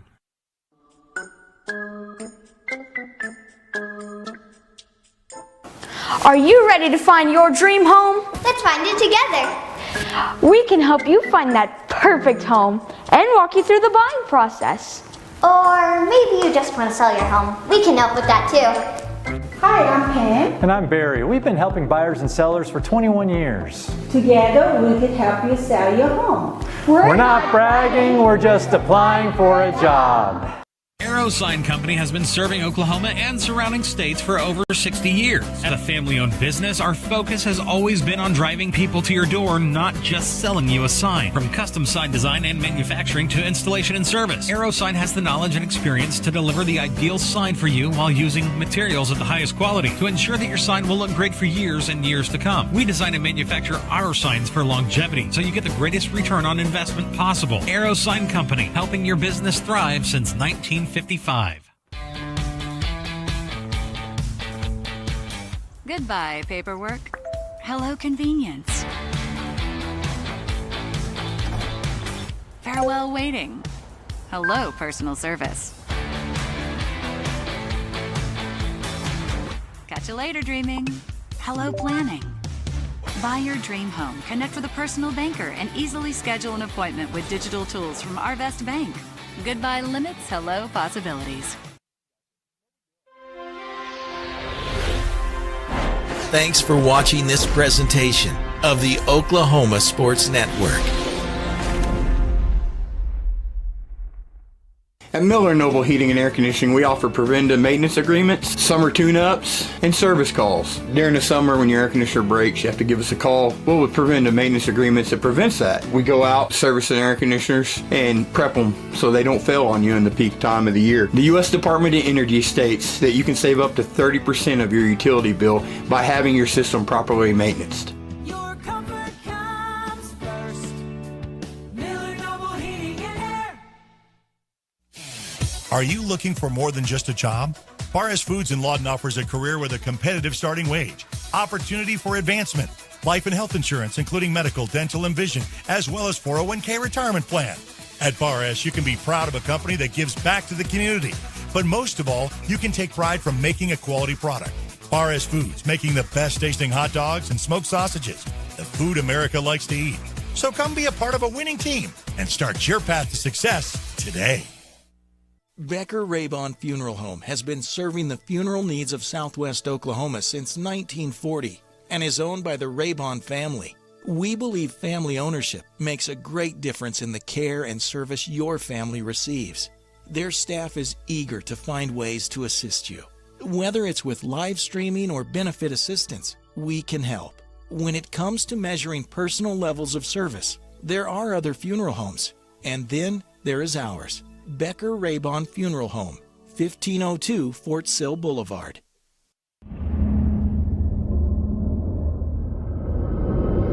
Where sports is our middle name. We are the Oklahoma Sports Network. Bank First is uniquely Oklahoman, deeply rooted in over 50 communities statewide. From those roots, our investment in education springs forth, helping to raise the Oklahoma leaders of tomorrow while providing financial strength to the business leaders of today.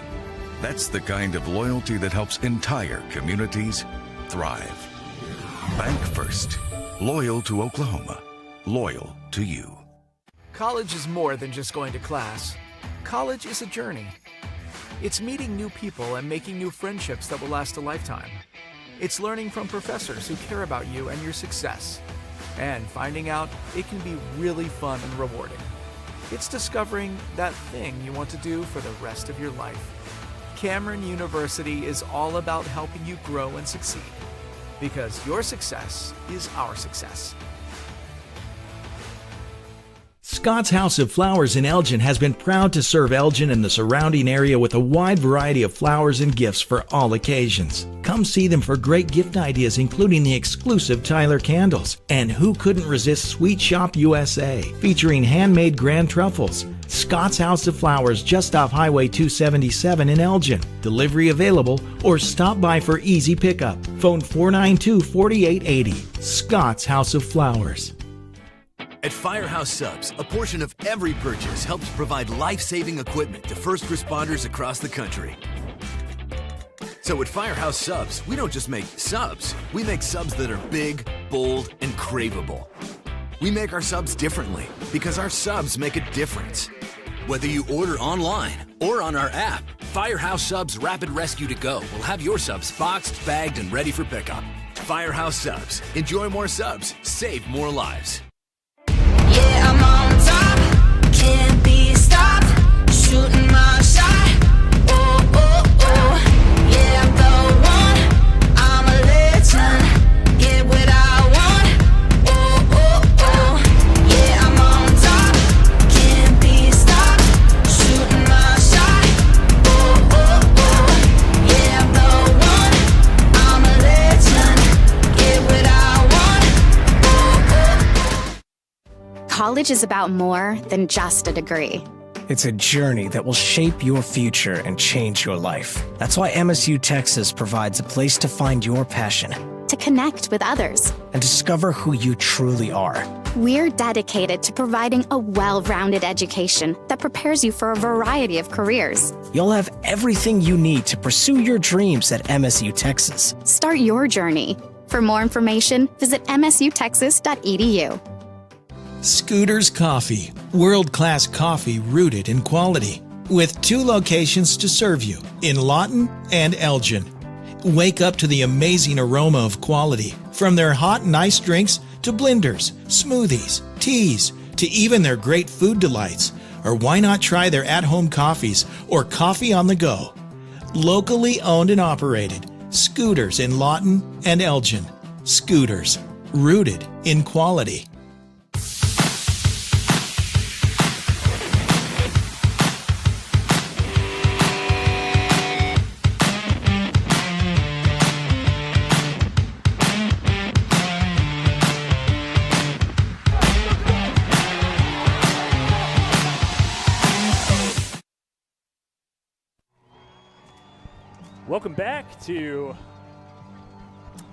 Welcome back to Elgin, Oklahoma, where the Elgin Owls and the Claremore Zebras are scoreless at halftime, which this was, going to be a game of two offenses that like to score points. And as we want to thank our playoff sponsors, Larry Bush, Robertson Therapy Services, Vincent Taylor State Farm, Rowan and Robertson Pediatric Therapy, and K5 Overhead Doors for all your overhead doors needs. So we've got a scoreless one in this one. We're going to go with some scores kind of around the state, and we're going to start here in 5A. The winner of this game will get the winner of, I don't think there's any. They'll get Del City. Yeah, I was going to say, it was the game that we were all looking forward to, arguably the game of the week, and boy, the trick is on us because 34-0 at halftime. Del City leads Guthrie. Battle of number 2 and number 3 in Class 5A, and boy, the Eagles came out to play tonight. Meanwhile, on the other side of the bracket, Del City's within their city limits or kind of within their school district rival, Carl Albert, number 1 in the state, leads Collinsville 42-0. No real surprise there. Meanwhile, Bishop McGinnis in the Battle of the Bishops, a redux of a rivalry from earlier this year. They lead Bishop Kelly 14-7 at halftime of that one. And just a reminder that, these two teams, like I said, did play each other earlier in the year, and Bishop Kelly won that one pretty handily. But right now, those are your scores in 5A. Meanwhile, other teams on our Newcastle had to go all the way to Podo today. So correct. Be interesting to see that score. Yeah. Okay. Obviously here it's 0-0. It's 14-12 Podo at halftime against Newcastle. Interesting. Walters trails Dibble 20-13 right now. Ponca City trails Muskogee 14-3 as the Roughers trying to punch their ticket to a state semifinal in 6A Division II. And but yeah, it's the Owls and Zebras are scoreless right now. Obviously the big talking point so far has been the penalties and just shooting yourselves in the foot. Both teams probably feel like they should be closer to leading this game. And it looks like another flag from our producer, Clay Underhill there. We want to give a thank you to Clay, all his work all season, as well as Sadie Hightower, our camera person, and Joe Absher filling in for us during the playoffs on the sideline, doing a great job. This has been kind of a high-strung kind of atmosphere. It feels like everyone's a little tense, and, I don't remember us having that many procedural penalties all season in a game, and we had them in one half, and that's just, it's stunning. Yeah, I mean, we just like I said, one step forward, 2 steps back, too many penalties, had the two interceptions, had a couple turnovers on down, so just got to clean some of that stuff up. The one good thing about it is you're still in the game, obviously. 0-0. Claremore does get the ball, so this is a very important drive. This is a very, very important drive for us here. So we just got to come out and take care of business and do what we can do. And I made the comment, like, for us playing such a bad half, we couldn't ask for a better spot. I mean, 0-0, we could very easily be down. So this is, there's positive to come from this for sure. Oh, no doubt. You got 24 minutes, the old varsity blues, 24 minutes for the rest of your life and all that kind of stuff and all that. Mox. But I mean, right now that's really that's kind of the conversation that's probably going on in the locker room and at halftime. Guys, it's 0-0. It's a brand new ball game. We have to go out there and prove ourselves and make it to the semifinals. We played about as bad as we could in the first half on the offensive side of the ball. And, I mean, defense, like I said, also had some penalties and things like that. So if we can clean some of that stuff up, we can still come out of here, as ugly as it may have been in the first half, we could care less, and we'll have nothing but tears of joy if we're able to get by this one and go on into seeing Del City next week. So we are getting, about a minute or so. Well, that's what they have on the clock. But both teams look like they're ready to get back out on the field. And Gabe Dittmeyer, number 8, is going to kick off. Want to thank Corey Easlick. Absolutely. And all of her sponsorships through the years. You've been watching the Corey Easlick halftime show, Farmers Insurance. Third quarter sponsor is going to be Elgin Hardware. Yeah, Elgin Ace Hardware, Comanche Home Center. Ace is the place with the helpful hardware folks. Gabe Dittmeyer is going to get this one off. Joe, I apologize in advance. I mean, you've been a great sport all year and getting a lot of them, but this is only our second Wayne's kickoff. But, hey, maybe in the second half we'll get a ton more. I'm gonna say, let's get a few going here in the second half. We'll be all right. Gabe Dittmeyer is going to kick this one away. Be interesting to see where they kick it. Like I said, a lot of times we like to angle them towards the sidelines, but let's see how we line up and see if our special teams, Talon Tatanippa was the special teams player of the week last week against Piedmont. Yeah, looks like he's lining up to kick it kind of to the right. But come on, everybody. Let's go to Waynes. Waynes. Gabe Dittmeyer going to angle it. And it's going to be end-over-end kick taken out about the 30 by the Claremore Zebras. So it's going to 31-yard line. 31 officially. So, like I said, defense played well in the first half. I mean, didn't allow a point, obviously. So that's 6 playoff quarters without a touchdown given up. One cool stat that we've had so far this year is we have not given up a passing TD, Glenn. Wow. Yeah, all season, 11 games have not given up a passing TD. Announcers jinx. Yeah. That's on you. No, I that seems shocking at first, but it makes some sense as we're going to see a stuff. Good job by Ritson right there, filling the hole. Meyer stuffed Tyson Grimmett there on the run. Let's see the defense, like I said, come out with a little bit of fire, maybe make a turnover or something, get the ball back to the offense. And said offense just got to clean some things up. But the defense played very good in the first half, controlled that passing game. Yeah, when we've done a really good job against that offensive line. Like we mentioned, some big boys up there. Ben Jordan is 6'5", 300-pounder. As we see Etheridge going to scramble the other side, and Donnelly is going to chase him down. No, it's actually Christensen as well as Shea Spencer, and he's going to be torpedoed down by Josh Adesola, and we see a flag. Going to be interesting to see what they call Block here. in the back. Block in the back against the Zebras.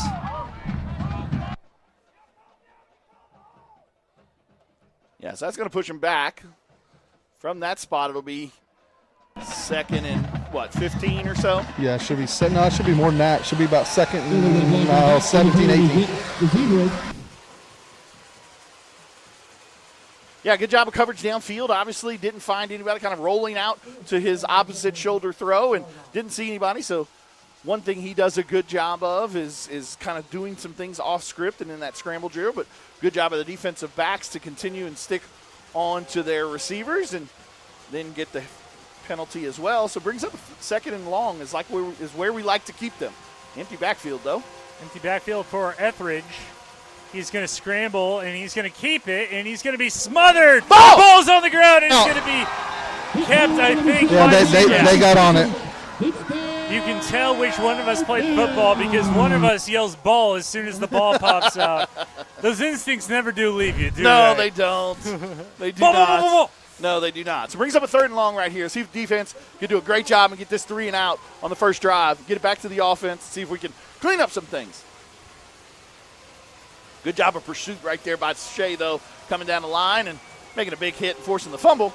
Just unable to fall on top of it. Third down now, and we're going to see some pressure from up the middle from Donnelly, but it's going to be a quick pass out. It's going to be brought down. Good play. Good job by Ritson. Meyer. Yeah, Colin came on a blitz right there, but good job of the quarterback in getting it out quick. And Ritson with the big hit right there forced the third. What a great start to the second half. What a great, can't ask for anything better. No, you really couldn't. Yeah, you want your defense to kind of step up. Offense had some struggles during the first half. Defense said, hey, let us get out there and get you the ball right back. And let's see if we can make something happen right here. See if Brody maybe can get his hands on this one. It's going to be a punt, and good job by Jack not running into the kicker. And, he's going to beat on the ground. The ball is Who has the ball? Claremore. Claremore has the ball. Brody had the ball in his hands and had to lunge for it. So sudden change right here. Defense has got to keep that momentum going on that first 3 and out. And got to see if they can get a stop right here. 30 yards to go. Another turnover. Stuff happens. You still got a 0-0 football game. Yeah, oh, absolutely. Keep your head up and go here. 9:39 left to go in the third quarter. Yeah, sudden change right here for the defense. This did a great job. Got a lot of momentum, obviously, on your side with that 3 and out. And see if you can come up with a big hit or something right here.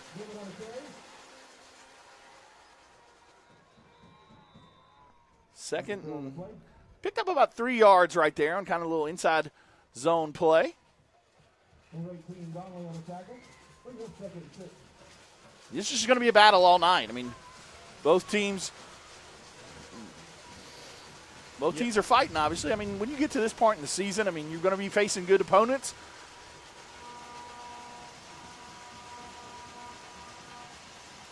Etheridge is going to throw across the middle. It's going to be caught by number 44. That was bump. And, man, that was kind of telegraphed from the get-go. And it's going to be first and right outside of the 10-yard line. So they do have the opportunity to pick up the first down here at the 1-yard line.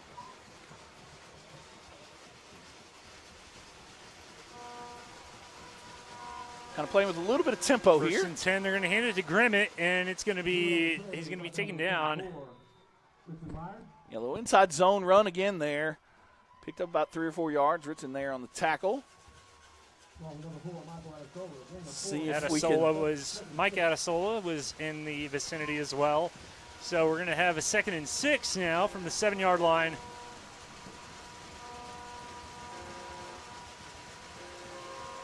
It's going to be kept by Etheridge. He's going to be swallowed up immediately. Ritzenmeyer there. Yeah, just kind of a quarterback draw, quarterback inside zone fake, and Ritson was there. Bring up a 3rd and long again. So it's 3rd down from the 10-yard line, so 9 yards. Not sure about their kicking situation, so they get some positive yards here. Maybe see them go for it on 4th down again. Trying to move his running back. It's going to be kept by Etheridge. He's going to throw it to the end zone. Blanket to coverage right there. Incomplete. So let's see. Looks like they are going to run a field goal unit out right here. And let's number see 13. here. Now, number 13 listed on here is Abby Teets. Abby Tights. Pink cleats. I don't know much about Abby, but she's obviously the kicker. Yeah, I was going to say, I'm guessing female kicker. But, yeah, going to be a spotted around the 16, about a 33-yarder. Kick is going to be up. And she didn't make it. She missed it. Great job by the defense right there at that sudden change. Stepping up big time right there, getting the ball back for the offense. Great job, defense. Great job, Coach Baker.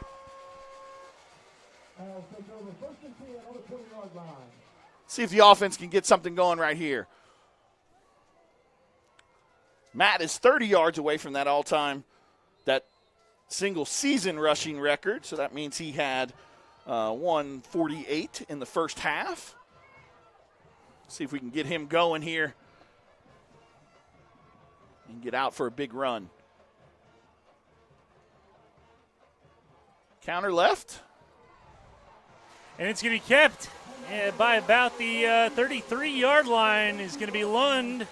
That's about 11 yards, 12 yards right there. Yeah, just got to stick with this run a little.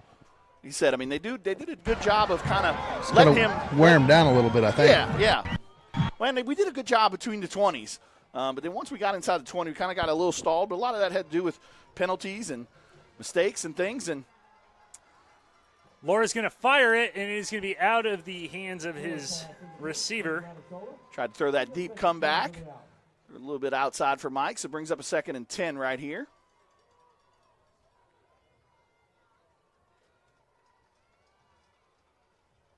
Like I said, the first interception obviously was a great play by the defensive end. Kind of got his paw up there.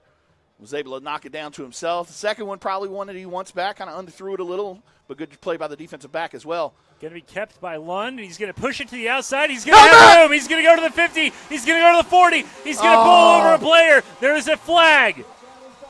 It's going to be a hold probably. It was thrown from the back, Judge. So it's going to still be a bit first down, but going to push us probably about midfield, give or take. We're close to that. The run would have stood. We might have got the record, but he's right on the number just about. Back to the penalty against the Owls. Do have enough for a first down. So it is still a first down, though. So 1st and 10 at the 45. But again, I mean, huge run right there, but about 20 yards, 25 yards of it got called back because of the penalty.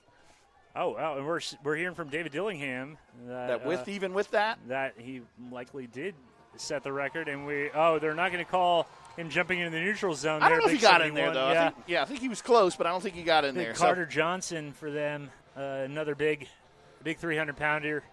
It's going to be Matt. He's going to have good blocking, and he's going to get brought down at about the 49. Yeah, so looks like we're getting from David Dillingham that he did get the record. So congratulations to Matt. We believe that is the Matthew Lund single season record that he beat Kwame Tate's record. Is that 1980? Is that? Or no, it was 2009. 1870 yards, yes. 2009, I believe, was the year. Ritson's in there right now, giving Matt a little bit of a breather. 2nd and medium. It's going to be a handoff to Meyer, and he's going to push through an arm tackle and furthermore get the first down. That's what you want to see out of Ritson right there. Put his foot in the ground and went straight up field. Gets a big first down there to keep this drive alive. Wouldn't be surprised to see him take a shot here. Yeah, that's kind of what I'm thinking. Everybody's within 10 yards of the line of scrimmage. Trey's got one-on-one coverage over here. Mike's got one-on-one coverage over there. Looks like Claremore's going to take a timeout, so we'll take it live with him. You're watching Elgin Iowa football on the Oklahoma Sports Network.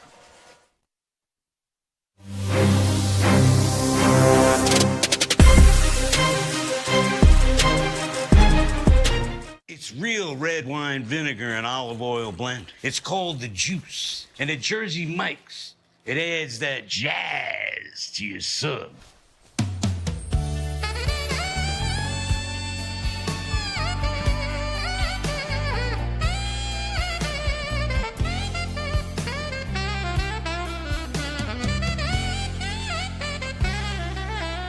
Add a flavor zing with the Juice. Jersey Mike's, a sub above.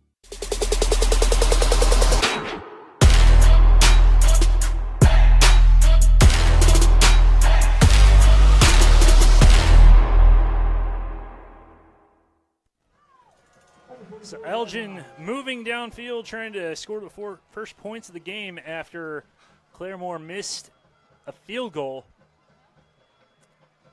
Laura's going to drop back. He's going to shoulder fake. He's going to throw it deep. Trayvon Crabtree's under it. He almost caught it. It fell out of his grasp.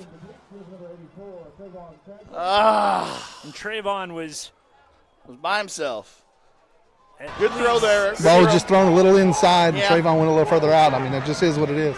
Yeah, was unable to connect right there, but like I said, good shot, good idea right there on first down to take the shot. Still got 3 downs to pick up the first down.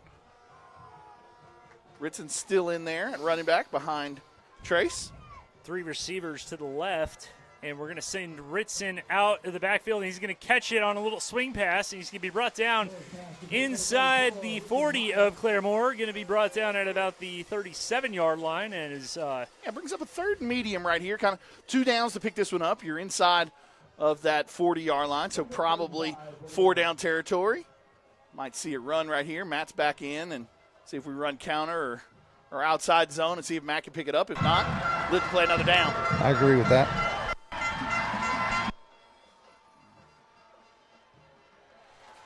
It's going to be Lund, and he's going to be at the 20 and pushed out of bounds inside that Scooter's Coffee red zone. About the 15-yard line is Matt Lund. Good run right there by Matt, following his blockers and then securing the ball with 2 hands. They did a great job of tiptoeing the sideline, too. Picked up a couple extra yards with doing that. So inside of that Scooter's red zone right here is where we kind of get stalled. So let's see if we can just get this one in right away and punch it in. Said if you have 3 or 4 plays and you kind of in the back of your mind, oh, here we go again. Let's see if Matt can maybe punch it in right away. Looks like it's going to be the Crabtree goes in motion. It's going to be swung out to Crabtree, and he's going to be tackled right around the line of scrimmage. Yeah, good job of pursuit right there, kind of trying to get it out wide to Trey and use his speed, but good job by the Claremore Zebras to get out there. 2nd and 10 here. 4:48 and counting in your third quarter. Should be a fun finish.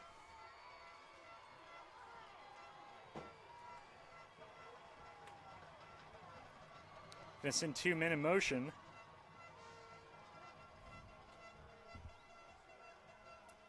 Oh, a little option, and they're going to have one. He's going to try and finagle his way out, and no dice as, man, kind of snuffed out. And, it's a play we really haven't seen him run at all this year. No, it must have been some kind of matchup situation right there where they thought that maybe somebody was blitzing off the edge.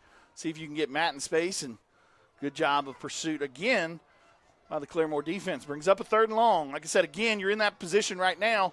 You don't necessarily have to get it all. You want to get some of it. You don't want to be at 4th and 13. If anything, yeah, we'd love to pick it up, don't get me wrong, but if you can get to that 3rd and 4, 3rd and 5 area, then you got a better chance. Probably going to throw the swing right here. Nope, fake the swing. It's going to be thrown across the middle, and Michael Adesola is picked up in the end zone. 3rd interception of the game thrown by Laura. Yeah, just like I said, had Mike on the post, fake the kind of speed sweep out here, swing route to Matt. Good job by the defensive back, cutting underneath it. If anything, maybe try and throw that one more on a line. Yeah, there's a little bit of air under that. And I think even if he would have let him just a little bit, I mean, that's easy for us to say, but it looked like he kind of wanted to just stand there and catch it if we just – anyways. Yeah, but Trace, like I said, Trace is not having the great game right now, but, hey, it's still nothing. We're going to need him as this game progresses. So need to get him kind of back into the swing of things. A lot of football left to be played. Reverse.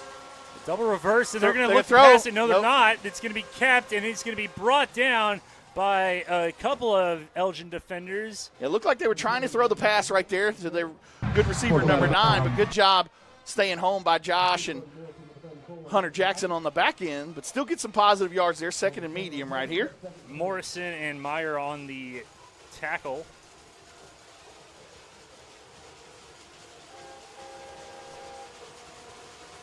So it's going to be kept by Grimmett, and he's going to be stifled. Yeah, so it brings up another 3rd down. Big 3rd down play right here for the defense. Defense is doing a great job tonight keeping us in this one. Doing a good job on those sudden change deals when they get the ball back. Big play right here. 3rd down, about 3 yards to go for Claremore, looking to the sideline for some help. Etheridge going to throw a little quick screen. It's going to be caught. Should be a hole. And he's going to have the 1st down. He's kind of all by himself there. Yeah, just a quick little hitch route on the outside. Mike might have got held, but referee was way closer than I am up here. So 1st down, 35-yard line now. 2:50 and counting here in your 3rd quarter. They're bringing in another lineman kind of in place of that tight end, number 44, Bump. And looks like number 8, Lee, who just had the catch, comes to this side of the field. And now we've got a false start on Claremore. Like I said, they haven't played the cleanest game either. I mean, I know we've kind of talked about our side on offense, kind of 1 step forward, 2 steps back, but they've kind of done the same thing. So brings up a 1st and long here, 1st and 15. Not where you like to start a 1st down possession. Defense has been on the field, though, quite a bit tonight. Kind of snuck through there. It's going to be brought down by that Elgin defense right around the 39. Yeah, just a little counter play back to the right and found a little crease and was able to kind of swivel his way through there and pick up some positive yards. Brings up a 2nd and medium. So with 2 minutes in ticking in this 3rd quarter, still scoreless real stalemate of a game. Neither team really able to get much going offensively. Jack got close right there, but was able to get back. Seen that a couple times tonight. Quick screen out here. Christensen's going to try and fight through the block. Myers going to bring him down. Man, Ritson Myers having himself a great game at linebacker tonight, the sophomore. And it's going to bring up third down. Yeah, good job there, right there by the defense of pursuit and not allowing them to get upfield quickly. Looked like he had some space, but quick pursuit right there. Third down, probably if they're not able to pick this one up, probably punt it away, I would believe, with the way that their defense is going right now. It's going to be a handoff to Grimmett, and he is – oh, man, short. I think he's short. Yeah, he's definitely short. Josh this may be Fourth down for sure. Fist is up by this over. It's going to be 1 yard away. Are they going to go for it? Yeah, I mean, it's going to be an interesting spot, interesting idea right here. I mean, they've done well with the quarterback sneak so far. They try to draw us offline. They try and draw us off sides as well. I think they're going to try that sneak, it looks like. See if the defense can. And they're going to try it again. And no, boy, no, that is so Great close. job, defense. It looked like they got him, though. Woo!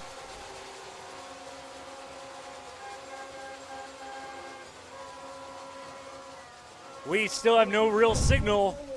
Great job, defense. Woo! Turnover on downs. Take no quarter, give none. Great job right there by the whole entire defensive front, not allowing any penetration. Let's get one on the board. I'm not sure who made the tackle or stuffed it there, but that was they were on the tackle like we were talking about earlier. A little bit further out, and they were there ready to make it play. Man, outstanding play by that defense, and these are the types of plays that keep you in games like this. As they've got Lund in the backfield behind Laura. It's going to be a handoff, and we're going to have some blocks that he is going to follow, and he's going to push through some arm tackles. Gain of almost 9 there, right at 9 yards, right at the 35-yard line of the Claremore Zebras. So good play. And again, there really hasn't – we talked about some of the things that Elgin maybe hasn't been doing tonight that have worked all year. I mean, even in the tough games this year, Matt Lund has been a constant. He has been so consistent all year, really. That's going to get us to the fourth quarter right there. That is going to take us down to the fourth quarter. The scoreless game after 3. We will decide it in the next 12 minutes. Maybe more. We'll have to see. Come back and join us in the fourth quarter. You're watching Elgin Now Football on the Oklahoma Sports Network.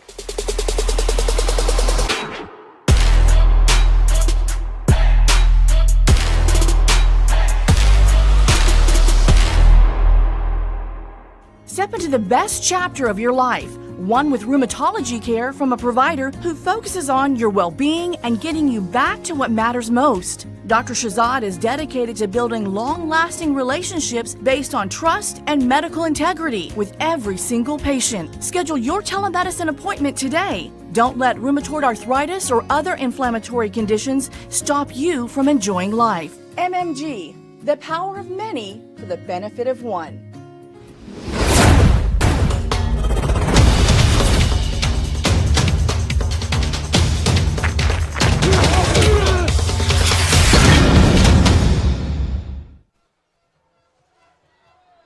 So, fourth quarter upon us.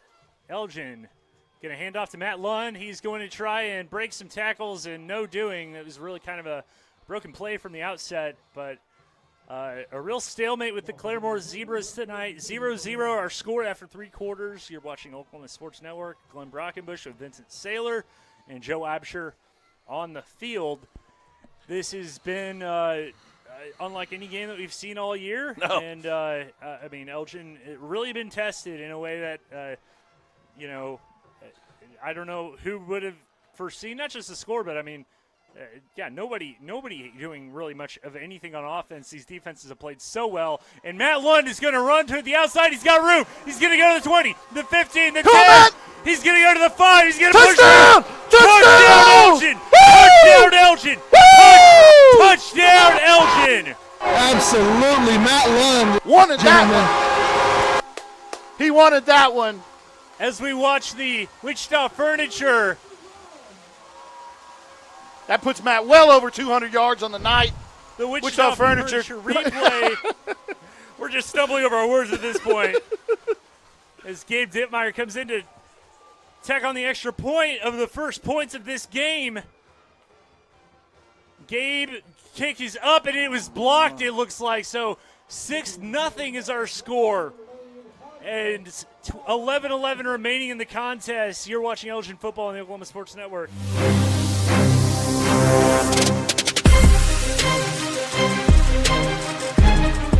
When it comes to your health, you want and deserve the best. You want a hospital with the highest quality scores in the region and one that provides safe, excellent care. Southwestern Medical Center has been a part of this community for 115 years and has a history of delivering compassionate, skilled healthcare to Lawton and Fort Sill. Choose the hospital that has always put the health of this community first. Southwestern Medical Center. Be well. Live well. That's why we're here.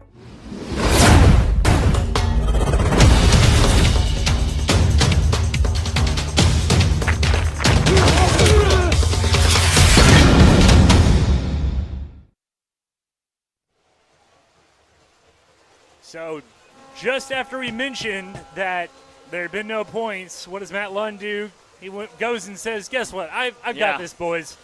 Just a pure Herculean performance there by the senior running back on that touchdown brings us to a Wayne's drive-in kickoff. Come on, everybody. Let's go to Wayne's. Gabe Dittmeyer is going to kick it, and it's going to bounce. It's going to be fumbled. It's going to be taken at about the 25. He's going to stiff arm him, and he's going to go up the sideline. He's going to be brought down at about the 47-yard line of Elgin. Yeah, kind of got out of our lanes right there after. Meyer brought him down. Got out of our lanes a little right there after. Kind of throws off the whole rhythm when you don't know, is it a fumble? Who has it? It kind of, Yeah, but it gives them good field position right here. Only 6-0, obviously, with the blocked extra point. So let's see what we can do here in the Vincent Saylor State Farm fourth quarter. Man, what a roller coaster. It's been a crazy night. And twists and turns probably still coming. It's going to be a little pop pass to number 89. He's going to be brought down. Number 89, that is Nick Garbani.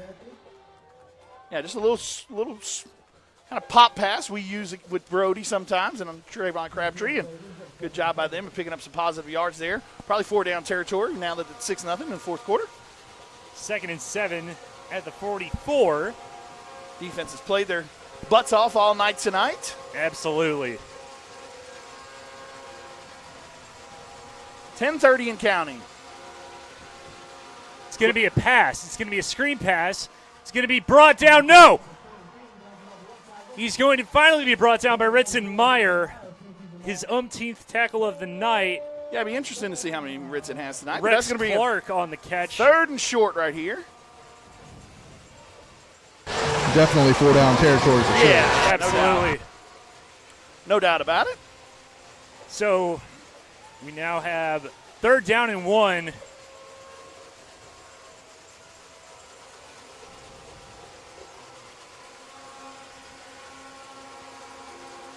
Defense shifting a little bit. It's going to be a handoff to Grimmett. He's going to be swallowed up by Jack Angeli. Did he have momentum? No. I don't believe he did. So it's going to be 4th and 1 again. See what they decide to do right here. Oh, man, and Jack Angeli just playing like a warrior out there tonight. Tough guy. Tough kid. Looks like they're bringing in another receiver or two, so. Nope, looks like that receiver that just came on in is going to come on out. All right. Probably going to see what they decide to run right here on 4th and 1. 4th and 1 from the 38. Are they just going to try and run it down and call timeout if they don't draw them off sides? We'll see as the defense is shifting a little bit. Timeout. And they are going to call a timeout. So, with 9:02 remaining in this game, Elgin leads Claremore 6-0. You're watching quarterfinal action, Elgin Out Football on the Oklahoma Sports Network.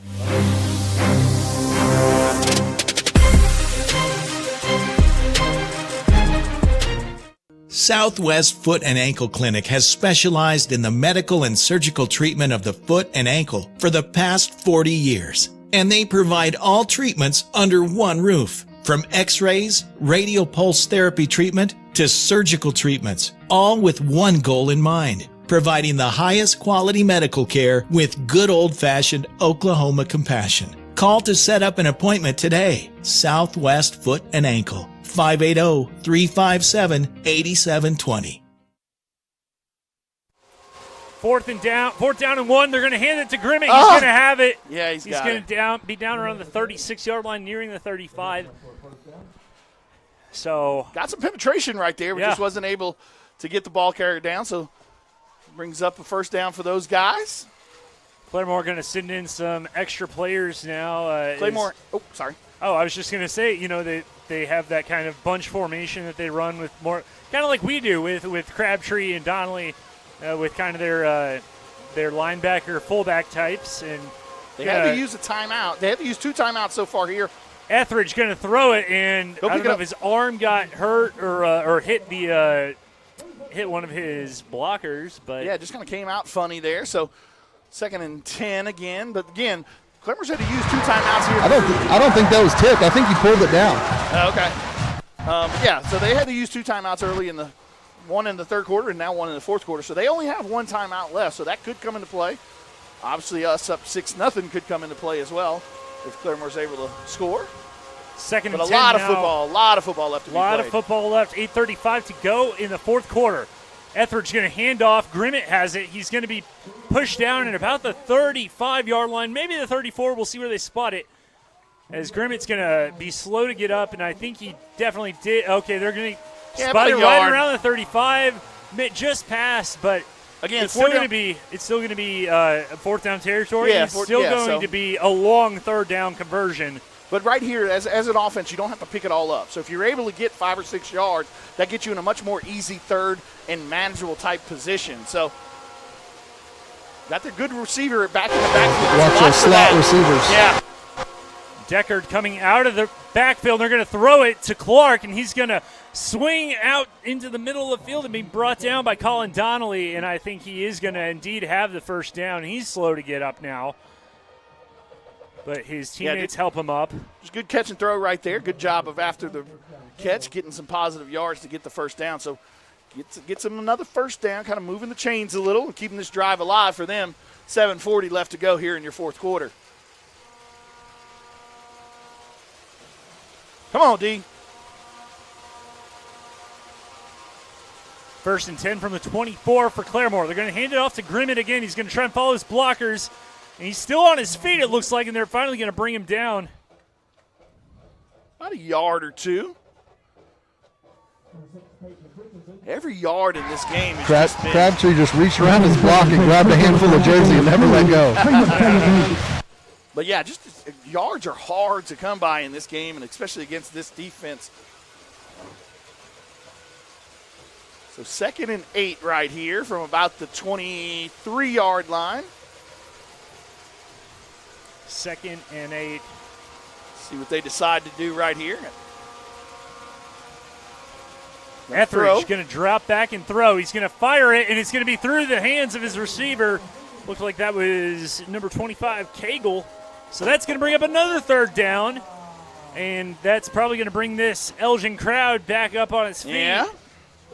6:43 to go, and another big 3rd down, 3rd and 8. On cue, Mr. Williams explains to them. Got the cheerleaders with this louder noise. Got 16 seconds left on the play clock.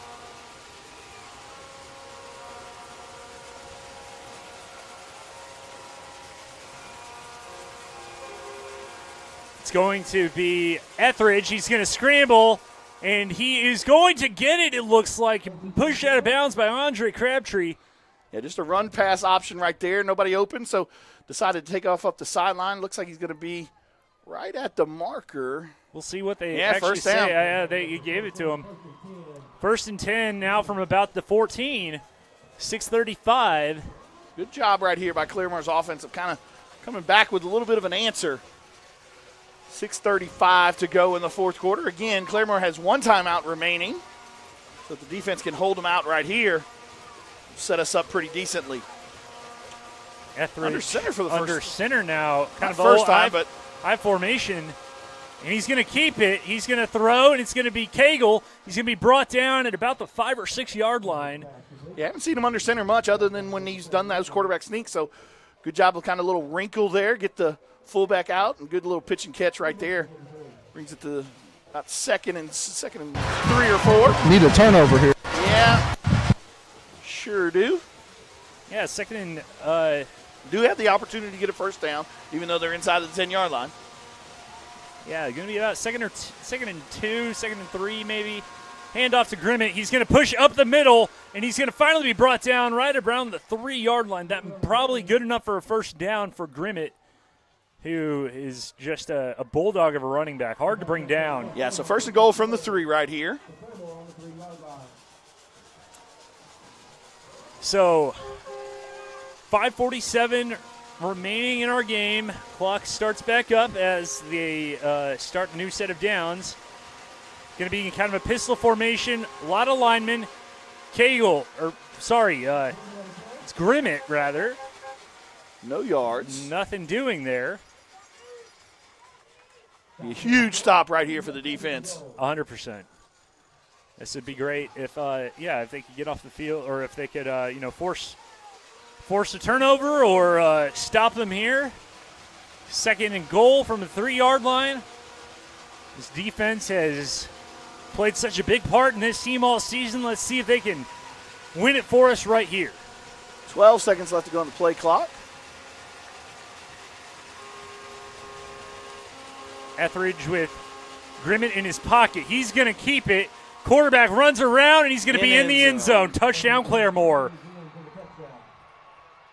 3-yard touchdown run by Braxton Etheridge. Knots this game up at 6 with the extra point pending, with 4:49 remaining in this game. Yeah, good answer right there by Claremore. Good job by them. And we said still a lot of football left to be played. 4:49. Offense is going to get the ball back. Let's see if they're able to convert on this extra point.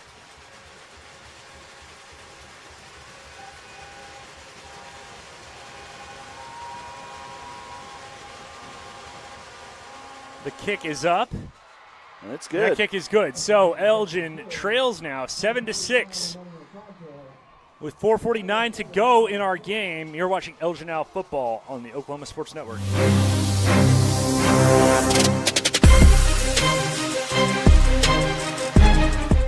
Lawton's newest hangout, 5370 Northwest Cash Road.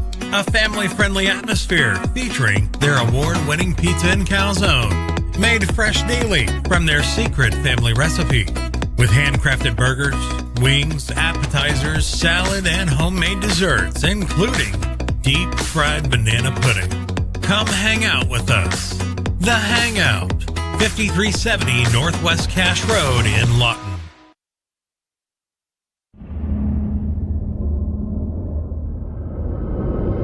Where sports is our middle name. We are the Oklahoma. So, with 4:49 to go in our game, Claremore Zebras have taken their first lead of the night with a 3-run touchdown. 3-yard. 3-yard touchdown. What did I say? Three run? 3-year? 3-run? I don't know. 3-run homer? Yeah, a 3-run touchdown. 3-yard touchdown by their quarterback, Braxton Etheridge, and the extra point by Abby Tights. And Tights is going to kick it away, and it's going to go out of bounds. So that is going to give Elgin pretty good field position. Yeah, pretty good field position right here. Looks like we'll get the ball, on the 35, I believe? 35, yes. Okay.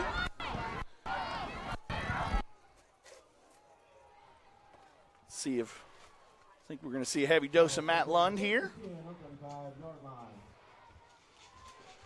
So, 4:49 left to go. Elgin has 3 timeouts. Claremore has 1. Claremore's up 7-6. It's going to be on the far hash, as that was where the ball went out of bounds. So Laura with 2 receivers to his right, Donnelly as the Y or tight end, and it is going to be to Donnelly. He's going to have blockers. Donnelly going to make it to the 45-50. 45-40. Colin Donnelly pushed out of bounds, pulled out of bounds at the 30-yard line. What a play. Colin Donnelly. Get Colin in space right there. Good job of blocking on the outside by Trey and Mike to get us inside of our own territory with a quick strike right there. 4:41 left to go here in the fourth quarter. That's going to loosen things up a little and gives Matt maybe some running room. 1st and 10 from the 32-yard line of Claremore with 4:41 to go. Said a lot of football left to be played. And it's going to be handoff to Matt Lund. Matt Lund is going to be swallowed up, eaten alive by that Claremore front. Yeah, good job by them right there of sniffing that one out. Not allowing any room for Matt to get going. 2nd and 10.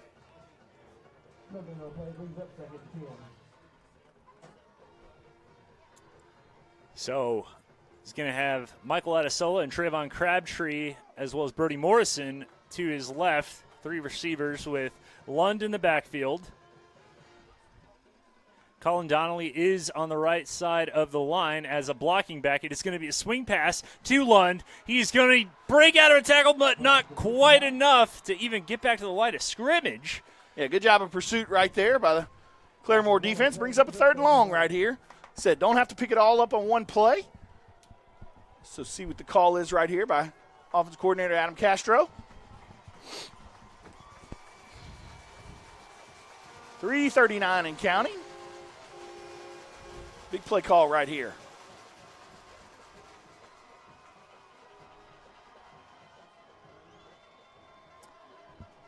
Third and 11. Trace Laura sending Morrison, but it's going to be a handoff, and Lund is going to be bottled up again. And I don't know where they're going to finally call their the progress stopped, but Cagle had him and wouldn't let go. And now they're going to say they're going to mark it at about the 40. So you got 4.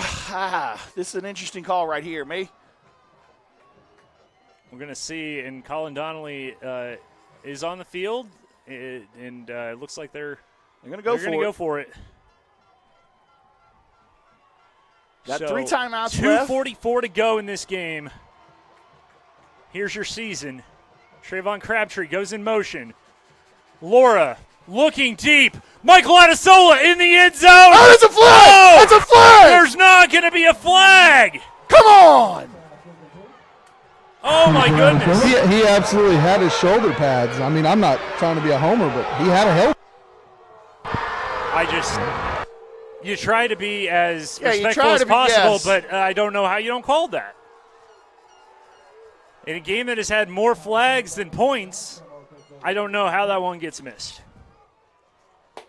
So with 2:32, defense has got 3 timeouts here, so got to come up with a stop right here.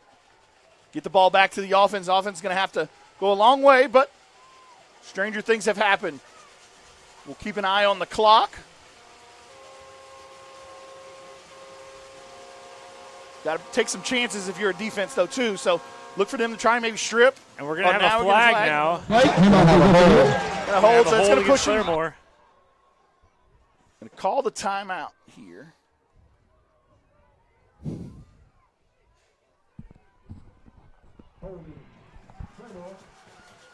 So we're going to decline it, I believe, because we don't want to give them an extra down. So we're going to call, we called the timeout. We're going to decline it because we don't want to give them an extra down. Sure. So it's going to be 2nd and 9. Well, So maybe we didn't call the timeout yet. Well, we're not seeing. So it's rolling now. Game clock is rolling now.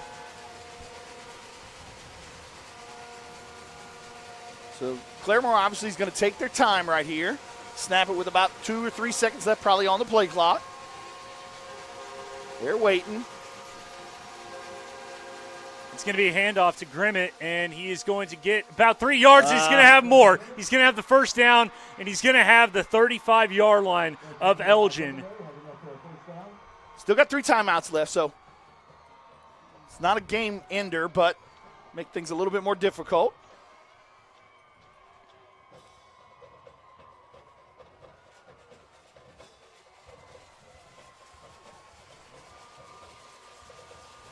If we get this stop on first down right here. If we can get them 3 and out right here, we have about a minute left, I think. Yeah.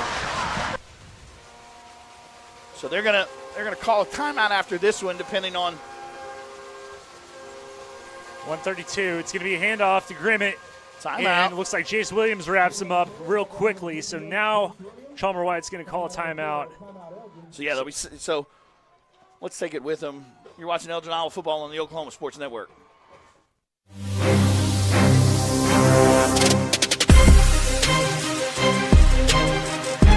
Sidelined by surgery, illness, injury? Valor Physical Therapy can help. At Valor PT, our skilled therapists create a rehabilitation program individualized for you, with education and encouragement each step of the way. Whether it's sports or the activities of life, let Valor get you back in the game.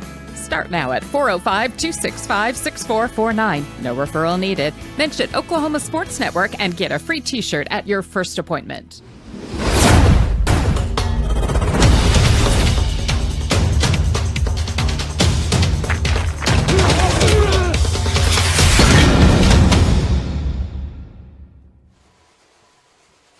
So 2nd and 10 from 35.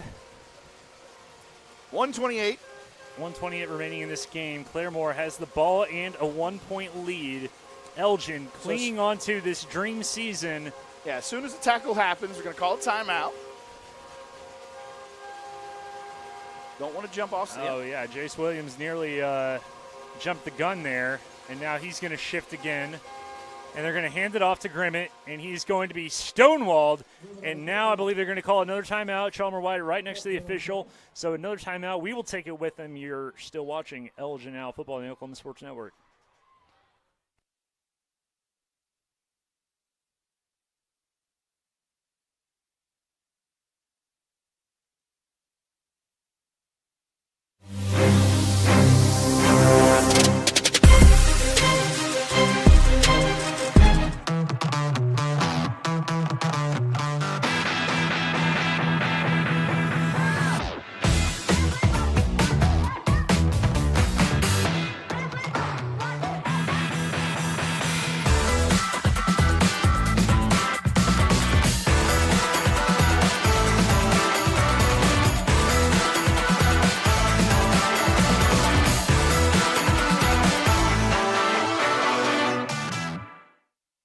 See us today at Wichita Furniture, where for a limited time we are having 50% off all living room furniture. That's right, all living room furniture is 50% off MSRP. So come in today and take advantage of this awesome deal. Wichita Furniture, off the corner of Cash Road and Fort Sill Boulevard. We are back for 3rd and 8 for Claremore. And they're going to throw it. No, the ball's on the ground. That's an incomplete pass. They're going to call it an incomplete pass. And nobody could hear. Nobody could hear. No, Jace Williams accidentally ran into the quarterback, and they're not going to say it was anything unsportsmanlike. All right, so we get to save. So we get to save a timeout here. Yeah. So it brings up a fourth down. 1:21 to go. So at the change of possession, the clock will stop.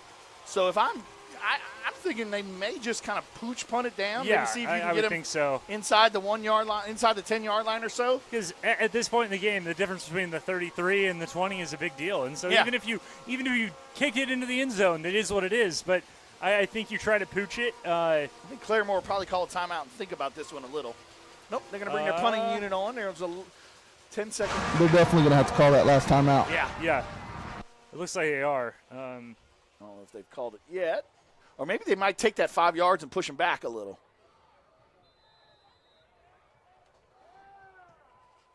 Okay, so they're going to call timeout. So we're going to take it quick with them. You're watching Elgin Iowa football on the Oklahoma Sports Network.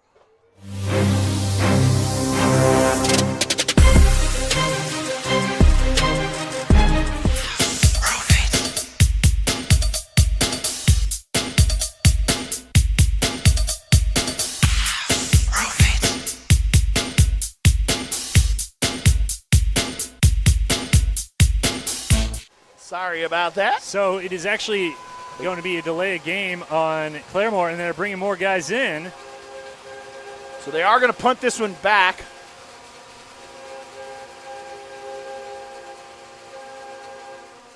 And they are going to punt it. Not a great punt.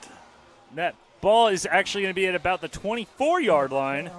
So 24-yard line. So you've got, what, 76 yards to go, 1:16, one timeout. You've got the clock will stop after first downs. So got to work the sideline some. This is gut check time. Yeah. Gut check time for sure. And we got Gabe Dittmeyer warming up. A reminder that, I don't know if Gabe has even attempted a field goal all year. He is not. But I know a very good soccer player. Obviously has a very strong leg on the kickoffs. All you need is a couple of points to win this game. It's going to be a pass to Adesola, and they're going to run a hook and lateral. It's going to be Matthew London. He's going to get out of bounds, going to get a couple extra yards than Mike probably would have, and also get out of bounds. So nice little trickeration there. Going in the bag of tricks is Adam Castro and Chalmer Wyatt. Yeah, but the big thing right there is gets out of bounds, so you still got keep that time out in the pocket. Might be able to run this one here now as well because you pick up the first down. It'll stop the clock.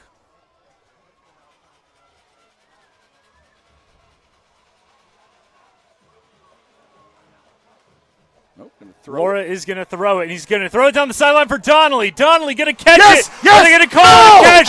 We're going to call it incomplete.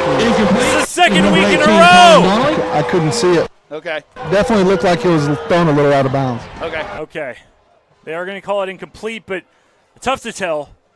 So third down right here. Got to pick up the first, obviously, first and foremost.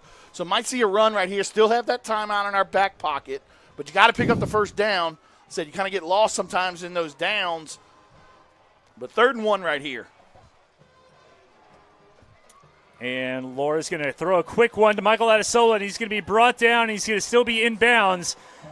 But it is going to be, is it for a first down? It's going to get a first down. They stop the clock until you set back up for next play. Laura is frantically getting his team to the line with under a minute left to go in this ball game. Claremore leads Elgin 7-6. Laura going to drop back. He's looking to his right. He's looking down the sideline. Michael Adesola's got it. He's got it. It's going to be out of bounds again. Out of bounds again, 100%. Man. Yeah, he's just leading it a little bit further to the sideline and still got that timeout, though. 46 seconds left to go. I understand you want to lead your players towards the sideline so that they can step out of bounds, but still gotta keep it in, that is tough. Yep. It's all right, though. A lot of football left to be played. 46 seconds to go. One timeout. Adesola and Morrison come to the right with 46 seconds left. Laura going to look. He's going to fire down the sideline. He's got Donnelly. Donnelly is going to be tipped away by Rex Clark. So 3rd down right here. 3rd down now with 41 seconds. Again, got to pick up the first down, first and foremost. Got 2 downs to pick it up. Clock will stop at a first down. Got one timeout still left in your pocket. But like I said, got to pick up that first down to keep the drive going. Got 2 downs to do it. Their own 35. Laura's going to drop back. Trace Laura, he's going to fire it toward the ground. Yeah, not a bad idea right there by Trace because if he does catch that, he has nowhere to go. So this one right here, got to make a good call right here because you got to pick up 10 yards to get the first down. This is the game. This is the game right here, basically. 4th and 10 from the 35.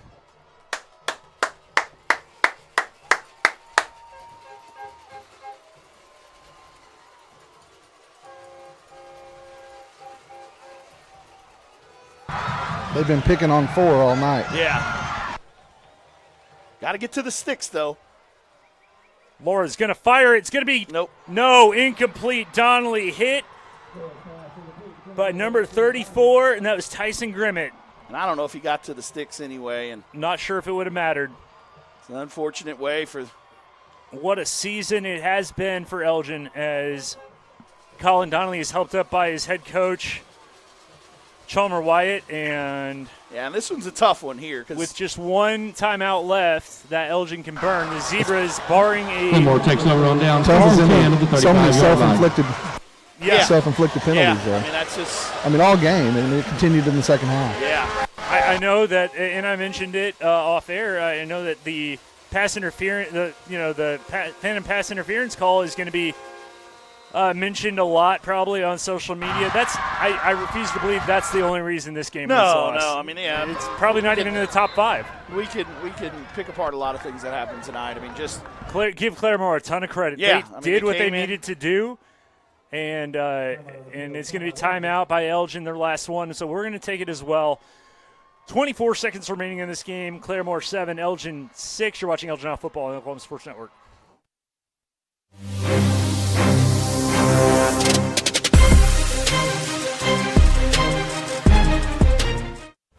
Lawton Community Health Center's high-quality health care is convenient to wherever you are in the region.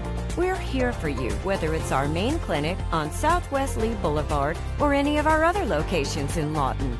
LCHC has additional clinics in Marlow, Comanche, Cache, Medicine Park, Apache, Elgin, and Burns Flat, with more on the way. Enjoy peace of mind knowing quality care from...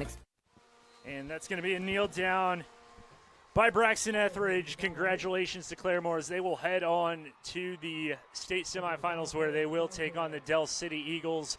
For Elgin, this is the first loss of the season, and what a gut punch. What a gut-wrenching loss. Yeah. A way for this season to end. And as our producer, Clay Underhill, who I want to remind people is only 19, had some of the most poignant words that can be said all night. There's no reason for you to hang your head about this season. This is the best season, and these kids might not know it tomorrow, might not realize it tonight, might not realize it for another year, maybe 5 to 10 years. What a freaking season you had. Be proud of yourselves, Owls. Yeah, I mean, what a ride all year. I mean, like you said, hate to end it on something like this. I mean, just worst game of the season. Obviously, we've played, shot ourselves in the foot all night with penalties, turnovers, just not mistakes that we haven't been making all year. And like I said, that's the one that makes it hard right there is you lose to a good football team. But like I said, it's one that you're going to look back and say, hey, we had so many opportunities to win this one. But, Claremore took advantage of the situations that were presented to them, and they were able to come away with a 7-6 victory, and they're going to move on. 7-6. Who would have thought? Yeah, I mean, we were thinking this is going to be 35 to 30, 45, 40. Yeah. I mean, it's just insane. What a game. Tough one right now. Like tough I said. one. We'll take a quick break, and then we'll come back. We'll come back to our post-game report. You're watching Elgin Now Football on the Oklahoma Sports Network. Coast Technology Group helps you feel safe and secure utilizing simple, reliable technology. Allow our team of experts to help you design the right system with high-definition surveillance cameras, cutting-edge smart alarm systems, and thoughtfully designed access control for your home or business. Work, sleep, and play with confidence, knowing CTG is your technology partner. Your job can get dirty. You need a solution. At Waste Solutions, we offer front-end loaders, roll-off containers, and dumpsters for any job, large or small. We also provide residential trash services for Lawton's outlying communities. We've got a solution for small businesses, contractors, construction companies, and everybody in between. We're a locally owned company, and we've been serving our community for 21 years. We love Southwest Oklahoma, and we take care of our own. Every dirty problem has a solution. Waste Solutions. Click or call today. Come on, team, let's go! Guys, the toilet's clogged! Stop again! That's gross. Unnecessary clogging. 30-minute fix. We'll have you back and using the toilet in no time. Don't let bad plumbing penalize you. Call Whitehead Plumbing today. When plumbing problems hit hard like a linebacker, call an audible. Whitehead Plumbing is here to tackle them head on. Whitehead Plumbing, the real MVPs. Yeah! Woo! We're your plumbing MVP. Have hail damage on your vehicle? Look no further than Cars Hail Repair Specialists. They're locally owned and operated with certified PDR technicians and offer a lifetime warranty with zero out-of-pocket guarantee. They work directly with your insurance and they give a 100% satisfaction guarantee. Make sure you ask them about the $200 referral program. Cars Hail Repair Specialists. Give them a call today, 580-360-5050.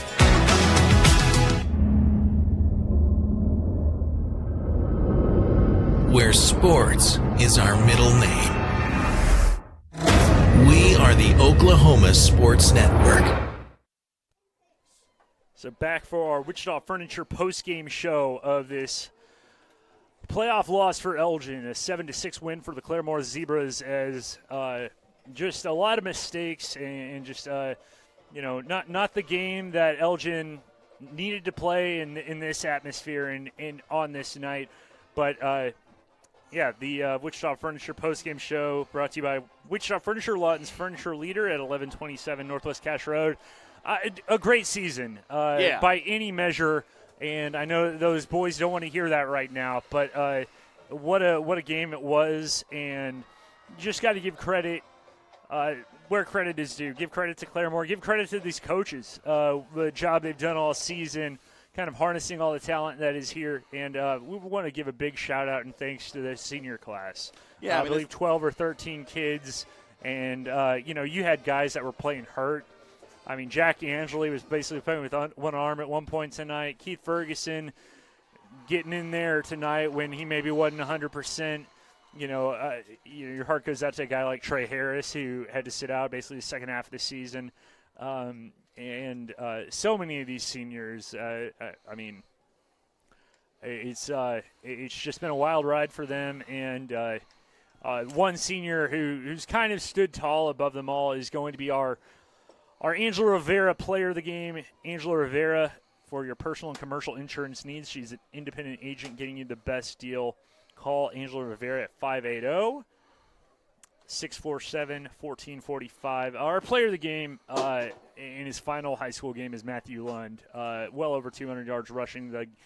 The Owls' only touchdown of the night on, you can make a case that it's his best run of the year, maybe one of the best of his career. And, it wasn't as long as some others, but, to pile drive through about 2 or 3 tackles, that was something. Yeah, it just showed kind of what that meant to him, and he knew that he had to kind of get the team on his back right there. And good job of him. Great season by him. Great, absolute, amazing career by him. Over 5,000 yards. When you put that in perspective, it's just an amazing feat that not many kids can do, and he was able to do it. What do you say about this team, these seniors? They've been through a ton. They went, like you said, 0-7, 0-8 as freshmen, and to get all the way to the quarterfinals. Like I said, it's a tough pill to swallow tonight. And at the end of the day, though, this is the best season in Elgin high school football history. It's not doesn't mean anything right now. It's the best so far. Yeah, and that's what's people want to think. Oh, we missed our chance. You haven't missed anything. You've got plenty of talent.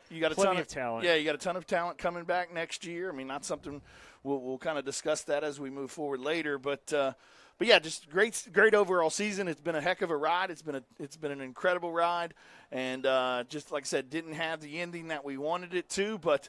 Got to give credit to Claremore. Like I said, they took advantage of the mistakes that we created, and then we go down there, take the lead, and they come back with a great drive and like I said, answer the bell there, and then able to come up with some big stops on the last 2 drives there as well. So unfortunate ending to a great season, and, what else can you say? Like I said, great job by Coach Baker, by Coach Wyatt, by Coach Castro, Coach Hill, the entire staff. Like I said, it's not one tonight that they will probably won't get much sleep tonight, but at the end of the day, when they look back at this maybe 2 or 3 weeks later, if they watch this film, I don't know if they will or not, but if they do, they're going to probably hit their head against the table a couple times because there was so many opportunities to kind of push out pretty far ahead early in that first half, but just wasn't able to take advantage of them. And like I said, you got to give credit to Claremore. They're the ones moving on. But like I said, 2 weeks, 3 weeks from now, when the dust settles, and we look back at this season, it's going to be a remarkable, memorable season. And congratulations to all the kids that performed as well as they did last year and got us here. And like I said, again, these seniors, you hate to go out this way on your home field, but got to be proud of what you've done for this program these last 2 years. And you're leaving the program in pretty good hands with the kids that are coming back, but you're the ones that set that foundation and set that standard. And congratulations to you guys, and good luck to you in the future. Because this will be the standard from here on out. This will be it. Right. This is what we're accustomed to now that we're in 5A, and we hope that continues on into the future. Well, Do we have any more thoughts? No. I got a lot of thoughts, but I can't say them on air. Well, so for the last time, we do want to thank Joe Absher for helping us out during the playoffs. And also, thank you for the complimentary Jolly Pops. Yeah, lots of fun, guys. Lots of fun. Also want to thank our playoff sponsors. Absolutely. I want to thank all of our sponsors first and foremost, because without them, we're not able to bring these broadcasts to you. But the playoff sponsors, like I said, we're able to bring these 2 games to you free of charge at home. Larry Bush running for State Senate District 32 seat, Robertson Therapy Services, Vincent Saylor State Farm, K5 Overhead Doors, and Rowan and Robertson Pediatric Therapy. Again, we want to thank everybody for listening. We want to thank everybody for watching. Sadie Hightower, Clay Underhill, you've done a great job for us all year. I just don't know what else to say, Glenn. It's a tough pill to swallow tonight, but like I said, looking back at it, and hopefully we'll be able to look back at it with some fond memories, and I know we will. But right now, it's just it's sickening. It hurts, so. And that hurt's not going to go away for a while. But I second everything that you said, that what this team has done for this program, for this community. Yeah. I mean, at my day job, if somebody is from Elgin, even if they don't have a kid that goes here, I go, man, how about the Owls? And they start talking football. They love it. And, all this means for then so we just move all of this great community atmosphere and things like that on into basketball. Basketball and Wrestling's going wrestling, right now, yeah. And then baseball's got a big season coming up too. Oh, yeah. So things are looking good. It's a great time to be an Owl, and tonight it's going to sting a little, but things are looking up, and look forward to seeing what happens for the rest of the school year. So. Well, until next season, I suppose, for Vincent Saylor, I'm Glenn Brockenbush, wishing you a pleasant evening, a safe weekend, and go happy Owls. Thanksgiving. And a happy Thanksgiving. Go Owls. Go Owls.